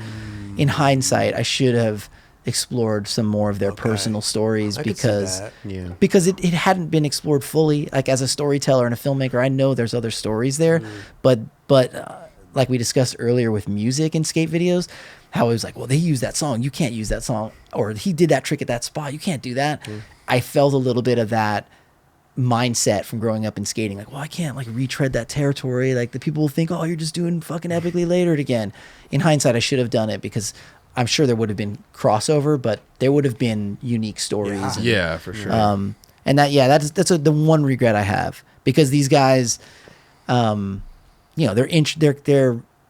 aside from being great skateboarders, they're very interesting people. Oh, yeah. And have very interesting backgrounds, and so And the impact that they had at that time. I mean, mean, these little kids, Yeah. street skating's taking over, and here come these 4 kids, Yeah. essentially, and they just changed so much. I think that was the thing, is like when I watched the video as a kid, they looked fucking cool. Yeah. Like, like Tommy and Cab and those guys, they looked cool, but they looked like grown up cool to me. Like, they were I couldn't relate. I was like, man, those guys are like, they were like superstars. And then these were like, oh, these are kind of like the high school, like the cool kids at the high school doing the jump ramps down the street that I want to, like, they were more attainable, not the skill level, but I could like hang out with them maybe. At the end of the day, if you're a kid and somebody is 2 years older than you, Yeah. they are Yeah. So much older. Yeah. So much older. so much older. Even me, I mean, I grew up watching Jerron and Guy, and Yeah. that was what was going on around here, Cost and everything. I'm pretty much the same age as those guys, Yeah. but to me, they are on this they're way older than For me. sure. I mean, just not only skating and how they, were way better than me. I was the same way. I mean, Jerron, I think you're like 3 years older than me, 2 or 3 years older than me. Yeah. And I was the same way though. Like when I saw, You're only like, 27? Yeah, I'm only 30. damn. Like when I saw Goldfish, so I remember, Jerron's part in Goldfish, right? He kicks off the video, and that first little drum snare, that dude, that shit is burned into my memory forever. And we wanted so bad to skate like Jerron, because you were like the younger, like stylish dude, and again, like, because Eric and those guys, they looked just a little bit older, and so I thought, I'd never be like these guys, like they're like. And ironically enough, they're like 19 at the time or Yeah. something. They're so young. But in my head, because I'm like 15, I'm thinking like, dude, these dudes are crazy. Same, yeah.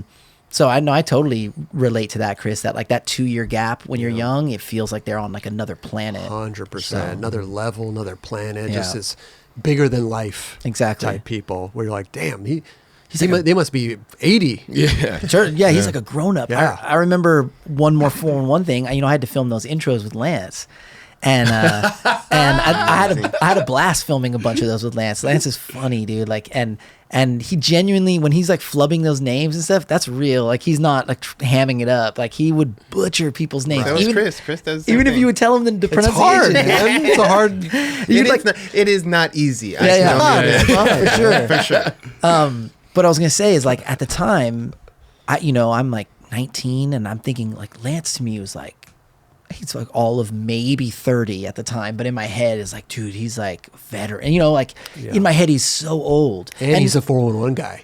Yeah, exactly. He's already like a personality. Right. Like he's like he has a kid already. He was like a wise, grandfather, but he's like 30 maybe. Yeah. So when I trip He was out like on that, 7-8 years older than you. well, I was 19. He would have been 11 years older than me at that Oh, time. he was actually 30. I at think that so, time. like 30 or 31. That's what I Okay. mean. So, but in my head, I passed 30 a long Totally. time ago. And I'm like, I don't think I'm as old as what I projected upon him. Like that was always a trip. Like I felt like I was with, like when I would meet up with him, I felt like I was in like, like this is like a grown up. I better get my shit together. Yeah, and yeah, like, right? get For this. sure. Did those take a while to film with him sometimes, or did they get it pretty quick?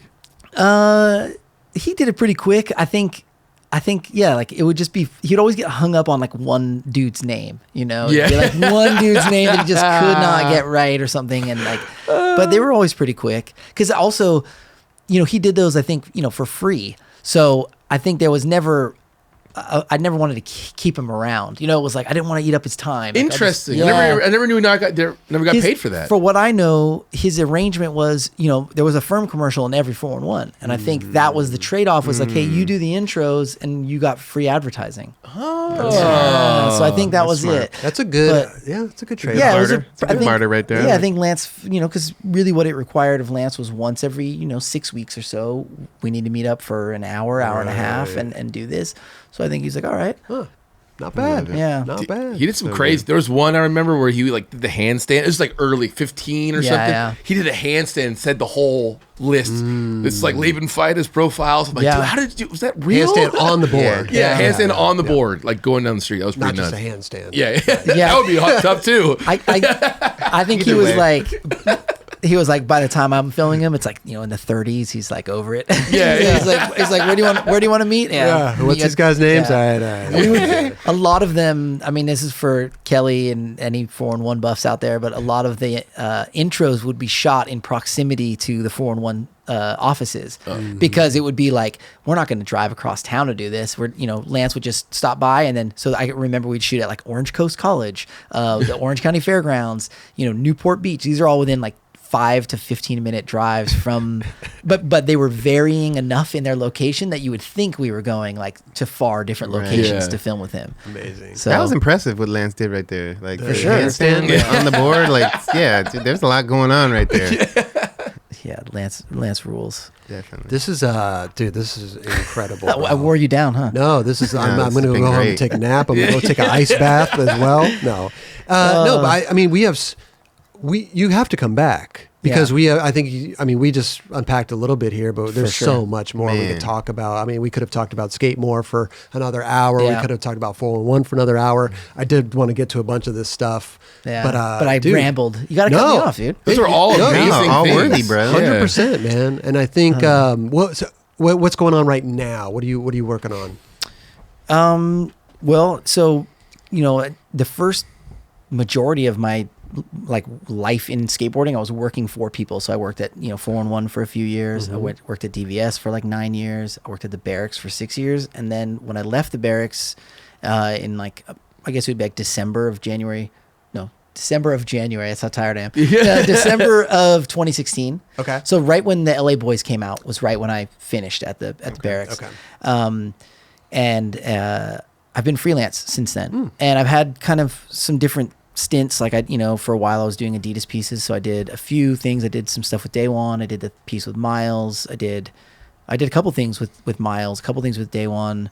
Then I ended up doing some stuff with Huff, so I would always help out with those guys. Nice. And then Aaron Meza has been kind enough to bring some work my way through Nike SB over the last, I don't know, 3 to 4 years since he started kind of, because Aaron, he kind of heads up the video stuff. He doesn't do a lot of it anymore. Right. He kind of oversees it and manages it and is kind of like a creative director for it. Do you like doing that, or do you feel more comfortable because you got to work with a lot of different people? Yeah. Do you feel more comfortable having being on salary for somebody, or do you like There's a definite comfort level with working in-house somewhere. Yeah. You know, you get to spend a lot of time with the same people and build up True. like a rapport, a good working relationship, and then you figure out kind of what you can do for the brand that maybe hasn't been done yet, or try to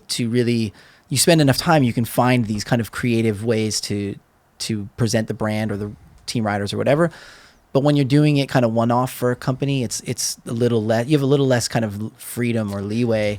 It's like you kind of do the thing you set out to do. But I feel like maybe more doors open up though when you can freelance. Yeah, That's true. I've ended up doing a lot of projects for people that I wouldn't have been able to or done. I did like that intro for the chocolate video for Bunny That's Hop. right. We were sitting right here. That's Now, How right. does it feel now? You're I filming know. now that you're. It's a little, it's a little different. These lights are a little warmer than but even just stuff like that, that's fun. Yeah. Like so it's interesting. There's like, you're absolutely right. Like being able to kind of bounce around and work with all these different people and companies. I would have never been able to do that had I stayed at one spot. Totally. But The only downside is the uncertainty of when those things will come. And so that's just been something that I've had to like manage, like figure out like how to not, I used to get really panicked, like, oh my God, like it's never going to happen. And then something comes along. So it's trying to like just be patient and know that it will come along. Truth be told, I've been a little less proactive in seeking out stuff the last few years. Like the pandemic kind of shut a lot of stuff down for me, and I kind of took on a role as like a stay-at-home dad with my son while he was doing like online school and stuff. And I kind of started exploring some other creative endeavors during that time. I've been making ceramics for the last 2 years. Oh, wow. Okay. And that has been really enjoyable because it's kind of like starting skateboarding again, where I sucked. You're learning. And I'm learning something. And then it's just like skating where it's really hard, really hard, really hard. It's all about repetition. And then when it works, it's like you're elated. But then just like skating, you're like, cool, I can kickflip, but I want a 360 flip. And then you're back to the drawing board. Right. And so it's been really fun to kind of go through that process again. Like I forgot what that was like to be a beginner, right? You know, like the first time you step on a board. And so that's been fun. Like I've been doing that. I'm not like making money at it or anything, but I do it and I enjoy it and I'm getting better. Like I'm getting to the point where I'd feel like if we were comparing it to skating, like, oh, maybe I'd like give a video to the local shop. Like, you know, like that's where that's maybe we'll get a little Etsy store coming up. Exactly. So that's pretty rad to find another like love that you can almost compare to skateboarding. For sure. And because at the end of the day, you don't feel that, well, I've never felt that I could find something like that. Yeah. And I mean, I kind of find something like that with golf to a degree. Yeah. But it's so cool to find another love like that, bro. Because it's like, I would have been fine with just skateboarding. Don't get me wrong. Yeah. But to find another thing that I could actually do like later down the line, you know what I mean? As I get into my 50s, 60s, 70s, you know, wow. Dubs, you ain't that old, man. Oh, no, 30. I'm not old. I'm just saying. Exactly. I'm saying. I'm just barely scratching 30. Yeah. Barely scratching 30. But, you know, as I get, you know, down, kick the can here, you know. No, but that's rad. Yeah, thank you. No, it's, and I mean, that's the thing too. I know, like, I see you guys all golfing and you find that same kind of camaraderie and like, and golf is another, I mean, I like golfing. It's fun, but it's hard as shit. And so it's like skating where it's like, there's no instant gratification. You can't show up day one and be like, I'm crushing. Like, and it's the same thing with like ceramics. Like it looks really, it's that deceptively easy looking and it looks cool. Kind of like skating and someone like, you know, makes a bowl in like 30 seconds. That shit is so hard to pull off. You know, it takes like months of trying till you get it like to where it looks like that. But yeah, it's cool. I'm still making skate video stuff. Wait, aren't you working on a Mike Mo piece? I am working on a Mike Mo piece. So I am working. So the kind of long running project that I'm working on right now is like a documentary on Mike Mo for Girl. And it's kind of the same thing as the LA Boys, where I think we were talking about it in the beginning and it was like, yeah, we'll do like 20-minute thing. And I have like 7 hours of interview with Mike Mo alone. Wow. And so it was like, maybe we're going to have to do something longer. You should, man, because that's like, cool. Yeah. I think that, listen, Mike Mo came out swinging in Fully Flared. People were like, who the hell is this kid? Absolutely. He's gnarly. He marked himself for sure from that video on, and then he had the tragic golf cart accident. And I think for Mike Mo, he had a huge impact on the skateboarding world. Absolutely. It's hard to do that now. Yes. It's hard for a skateboarder to come along and have that kind of an impact. Yep. So I think that he definitely needs to be celebrated, and he definitely needs to have a good documentary type piece made on him and his journey. And also now that, listen, I mean, skateboarders are life. Imagine it getting taken away from you in the blink of an eye. And then all of a sudden you're trying for years and years and years and years and years to get it back. Yeah. And you're trying everything, stem cells, this, that. It's crazy, you know, and to have that taken away at the peak of your absolutely being. I mean, it was hard for me to kind of ask some of those questions because I know exactly what you're saying, and it's like the elephant in the room. You can't deny that that's what happened. That he was at like the peak of his career. With, you know, he had at least another like 5 years of being at that like top. You know what I'm saying? Like of being at that like game changing kind of level, and to have it just be like boom, and then to ask him like, you know, like how did that feel? What are the, you know, because then that's a really vulnerable place for him to be. And I think the good thing is enough time has passed now that I think he knows he's come to terms made with it. peace He's with made it. peace with Yeah. it. Exactly. So he can speak about it differently than like even interviews, a handful of years ago that he may have given about it, where there's still like, and I understand, like he would be frank about it, like what it was. Yeah. But I think no one wanted to kind of, maybe even more so than him, wanted to kind of acknowledge that it was kind of done in that regard. sure. I don't care if you've made peace with it, man. Like it hurts. Absolutely. And I know that it hurts. Absolutely. Him. Like he's lived, breathed, eat, Everything. shat, everything skateboarding. Absolutely, he is a skate nerd in the best way. And yeah, and I mean that's And why gifted. we're working on it. Good. That's why we're working I'm on glad. it, because he does deserve to have his story told. 100%. You know, And his He is- flowers, bro. He deserves Exactly. that. Straight up. He's one of those dudes though. He's so good at skating. He transfers that into everything else in his For life. sure. Yeah. Like his computer stuff. You're like, how do you? Yeah, he's incredibly smart kid. Yeah, and he's and got his new talented. thing, ABD, going on Yeah. where That's right. collective, the cards and the digitals. It's great. It's Yeah. great. And he Absolutely. definitely puts his energy into what he loves to do and what he's like passionate about. So Yeah. I'm stoked you're making that. Me And too. Yeah, me too, It's bro. coming. Yeah. It's a ways coming. There's people out there that maybe are going to watch this episode that I'll be reaching out to you to Sick. get, your side of the story for things, anytime. because I'm available anytime. yeah, I'll have to ask you some tour secrets. Yeah, because he fucking, like you said, like he came at a very special time right before kind of the dawn of like the social media skateboarder, where like everybody saw this video. Perfect And so timing. his impact was like felt across the whole Well, spectrum. not only did everybody see this was the biggest video Absolutely. to come out. Absolutely. Like almost ever. The intro was insane. Everything about it was insane. And then here you have this dude opening up this video. Totally. And everybody's like, who the Oh, he got hell showcased, is bro. this Like, dude? straight showcase. Absolutely. And he had personality. Like he had the 8 = D stuff. Yep. Always going. He was like the first internet skateboarder I he saw. was. He was kinda. savvy. Yeah, he was like yeah. a pretty savvy guy. No, we talked about all this stuff. Like, Mike Mo. Like, there's a lot there. Yeah. I'm glad you're doing it. Yeah, me Yeah, too. I'm glad- It's taken a while. I truly love Mike Mo. He is one of the best dudes out Yeah. there. And it's devastating what happened to him. For sure. And he needs his flowers, you know what Absolutely. I mean? Like the story needs to be told, because I guarantee you there's still people out there that hit him up and be like, why aren't you skating? Yeah. Or they think he just stopped skating. For sure. They didn't know that he has this like crazy injury that his drop foot, he can't move his foot. Yeah. Like I'm You must sure there's live people out under, there. you must live under a rock, real talk. If you pay attention to Mike Mo and you don't Yeah. know what happened to him, like But there's kids that I'm don't. sure there is, definitely. You Like know, they're just everybody- watching this monumental. They're watching Fully Flared. They're hearing from their friends. I don't know. There's Yeah, got to that be makes- people well, sure. out there. I think, and I had asked him about this too, was I remember when he kind of, he didn't recover from the injury, but he started skating flat again. Yeah. And he looked like he hadn't missed a step. Like everything was like bolts. It was like very familiar. Like, oh, here he is. I think that was like confusing to some people, where they're like, wait, where's the rest of it? And you're like, and he's like, no, this is kind of what I can do. Right. But this isn't enough for me. Right. Yeah. I'm not just going to be a flat ground guy. Like that doesn't bring me enough fulfillment to keep going, which that I think when you're speaking about how tough something must be, like on one level, maybe it would be really tough if like he lost a leg Right. and there was nothing he could do to step on a skateboard again. It's like almost he got to a place where he looks like to the casual observer, like, oh, he's ripping, like he's Yeah. back, but he knows, no, this is the extent of it. I can't jump Right. downstairs. I can't skate a ledge.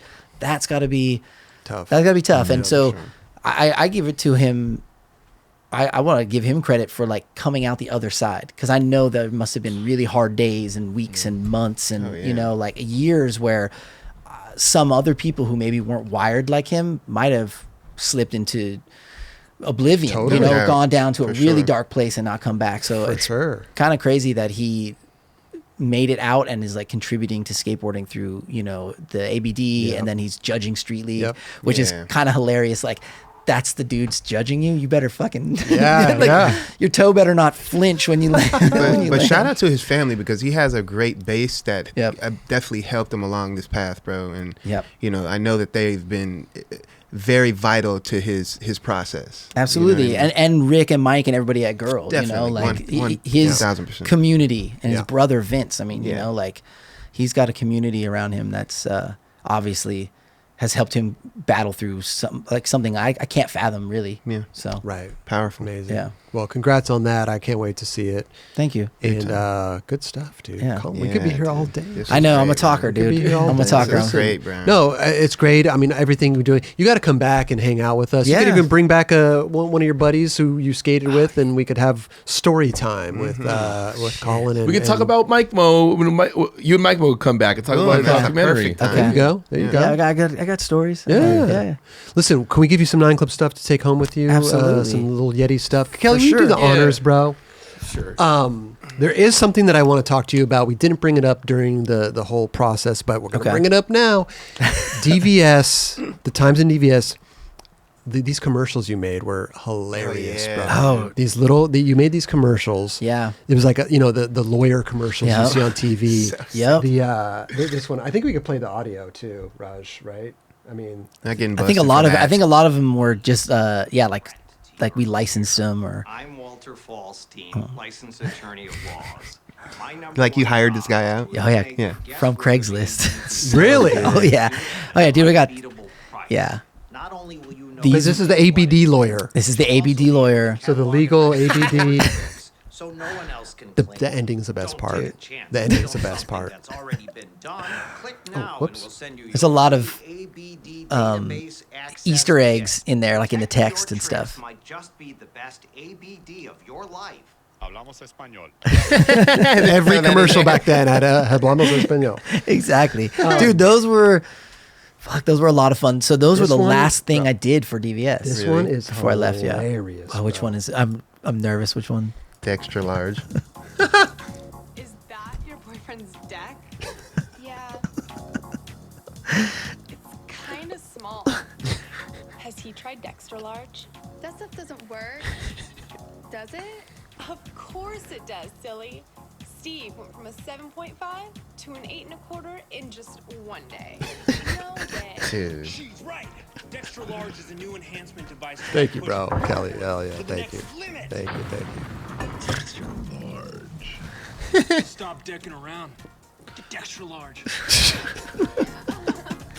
I mean, they're so stupid, but they're so They're funny. so dumb, and they were purposefully directed and edited like that, like with these long pauses and like bad acting. Right. Like we didn't want it to be like it needed to feel like a late night Yeah. fucking commercial for Totally. like a. Sure. What it's essentially like a mix of like a 1-900 and Yeah. like a male enhancement. They're and- spoof commercials. Totally. Yeah. And the best thing about that, if you watch that or the ABD alert, there's no DVS logo in there. There's not even a logo. We were so like, dude, let's make these things so fucking like undercover that there's never like a wink at the end, like, hey, like here's the commercial. Yeah. And so, unfortunately, I think we overestimated like people's ability to kind of like read between the lines in some of it. So some people were kind of like, what the fuck? Like you guys are making like pills now? Like they no. genuinely thought. Oh god. Yeah, I mean, Yeah. luckily that wasn't the majority. That was like the minority of people who read into it like that. But I have to give credit to that. So Bucky Fukumoto, who did directed the animation part of Skate-More. Once we were done with that, we hit it off. Dude is super funny and creative, and we ended up collaborating. We did those Echo commercials where it was like a bunch of Daewons, like back in like Yep. 2007 and Jeremy and stuff. So we did those. And then we would always riff on like spoof products and like joking around shit whenever we were together. And one of the last things I did while I was at DVS was I pitched Tim Gavin. I'm like, hey, we want to do a series of like riffs on really shitty TV commercials that you see on like your local station or late night or whatever. And Gavin, thank God, signed off. Like he was game. And we told him like, dude, they're not going to be obvious. Like no team riders are going to be in them. Like you're not going to know. Unfortunately, I think they might have been a little too early. Like these would have probably played better in like a social media world, For sure. where there could have been more like interactive. Were with, these like, on the DV? pros- Sorry to interrupt. Were they on Oh. DVS's YouTube? So they were on like DVS's YouTube, Okay. and I think a couple of them were like pre-rolls for maybe something. Oh, gotcha. But they were really more of just an exercise in like dumb jokes. I love like it. we were like, dude, let's just make some dumb shit. So we did like the Dextra Large one that was like shot at the office. Okay. And my buddy Mark, he like lit it up to look like a shitty '90s nightclub, and then Would you just get some random people? yeah, to so act? dude, so the guy was like a friend of Gavin's, who's like a comedian kind of actor. Who now it's funny, I haven't looked at this in forever, but he's almost like a like a B grade. What's his face from Arrested Development? Jason Bateman. Tobias? No, not Bateman. He plays Job on Tobias. No, that's Tobias is. Job. Yeah, Job. No, he was what's his in name? Pretty Sweet. Yeah, what's his Oh, Will Arnett. Will Arnett. Yeah, Will he's Arnett, he's almost like a budget Will Arnett vibe going on right now. I never noticed that till right now. He watches the show, by the way, so watch out. Oh, well, that's why I said this is the budget. Will Arnett's the buttery. No, he watches our show. Oh, he watches Yeah, the the show. Oh, budget sorry, version. dude. Budget just meaning affordable. Okay. You know what I mean? Yeah. But anyway, that was like a friend of Gavin's, and then the other people were all cast from like Craigslist. On purpose. We didn't want someone to come in and crush it. Like we wanted them to be. Were you telling them like, hey, you don't have to? No, we would show them like a couple of the. So they're really trying to act really good. Yeah. So we'd give them the script, and we would show them a couple of the commercials, and we were like, yeah, and he'd be like, okay. But yes, in their head, they were playing the part very sincerely. I love and it. it was perfect for us. We didn't want someone who was super going to be like, great at it. We wanted someone to be just like stiff enough and So good. but they were in on the joke. They knew they were spoofs, Yeah.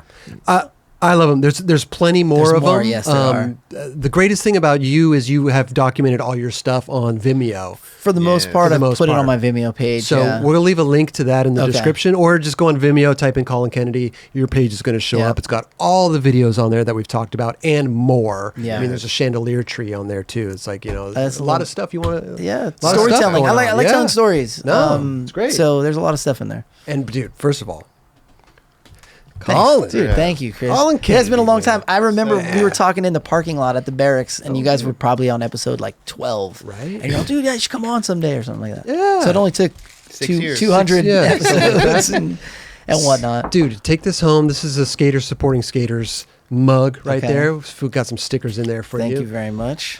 We had done a collab with Stance. We got some socks here, 9 Club socks, all available on the 9club.com. Always need those. Yeah, I go did. check 'em Socks out. never go to waste. Thank you. Yeti stuff. We're all sold out on our website of the Yeti stuff, but this Ew. is some new colorways that they sent us, and we might get some of those in These stock. are all pretty very soon. like like the dad in me Yeah. is very excited about these practical gifts. right? Right? Like, yeah, dude, I'm gonna use all of these.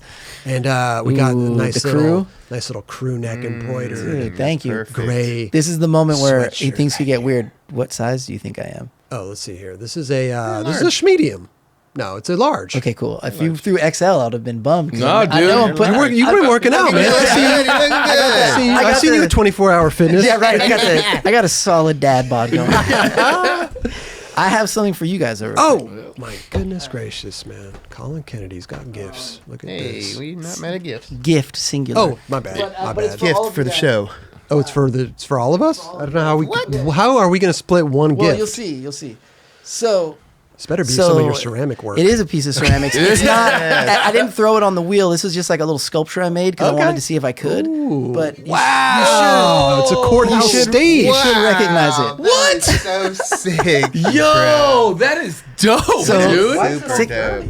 It's not dirty. So that's raw clay. Oh, that's so it's shit you unglazed, put- and I used like a really I used a clay with a high Wow. amount of grog in it. So it's real. Oh, I knew rocky. it was groggy. Yeah, I knew. I had a feeling. I was Yeah. like, that looks groggy. That looks amazing. thank bro. you. Dude, that's I just- one of the coolest things I've seen for a while, man. It's just like I eyeballed it. You know, I wasn't. Oh, it's like 2 inches. Yeah, you deep. it's not to spec. Yeah. Wow. I mean, like I don't like Chris Swanson could definitely roll in off that. He'd be all right. That's pretty That is- dope. dude. Thank you so much. But I figured man. there's a strong connection to the stage here. Obviously, Oh my there's the God. running joke with Yes. you. There's trick of the year Joke. over here. What are you talking about, Dubs Jack? with I've had the some shit there, Dubs for with that sure. switch. I want to say, don't you do the switch front tail and the arm goes up Yep. over? I love that switch front We've all tail. skated it, man. Yeah, It's a and beautiful Roger, I'm thing. sure, has filmed many tricks Oh, yeah. at the Oh, stage. yeah. That's so I made sick. it. Truth be told, I made it like over a year ago, and when I made it, I was like, if I ever go on the 9 Club, I'm gonna bring it to these guys because I made that. I made the EMBC block, like the opening of Yes. Carol's part. So I have that. That's in not my even house. there anymore. I know. Yeah. Ah. So I had to make it from Rosenberg's footage. I had to pause the frame. Amazing. Wow. So- thank you so much. You're welcome, This is dude. going to be a staple in the set for sure. And it's gonna be a part of history because it's gonna be soon gone. That's true. Yeah. That's true. Yeah. It's true. Yeah.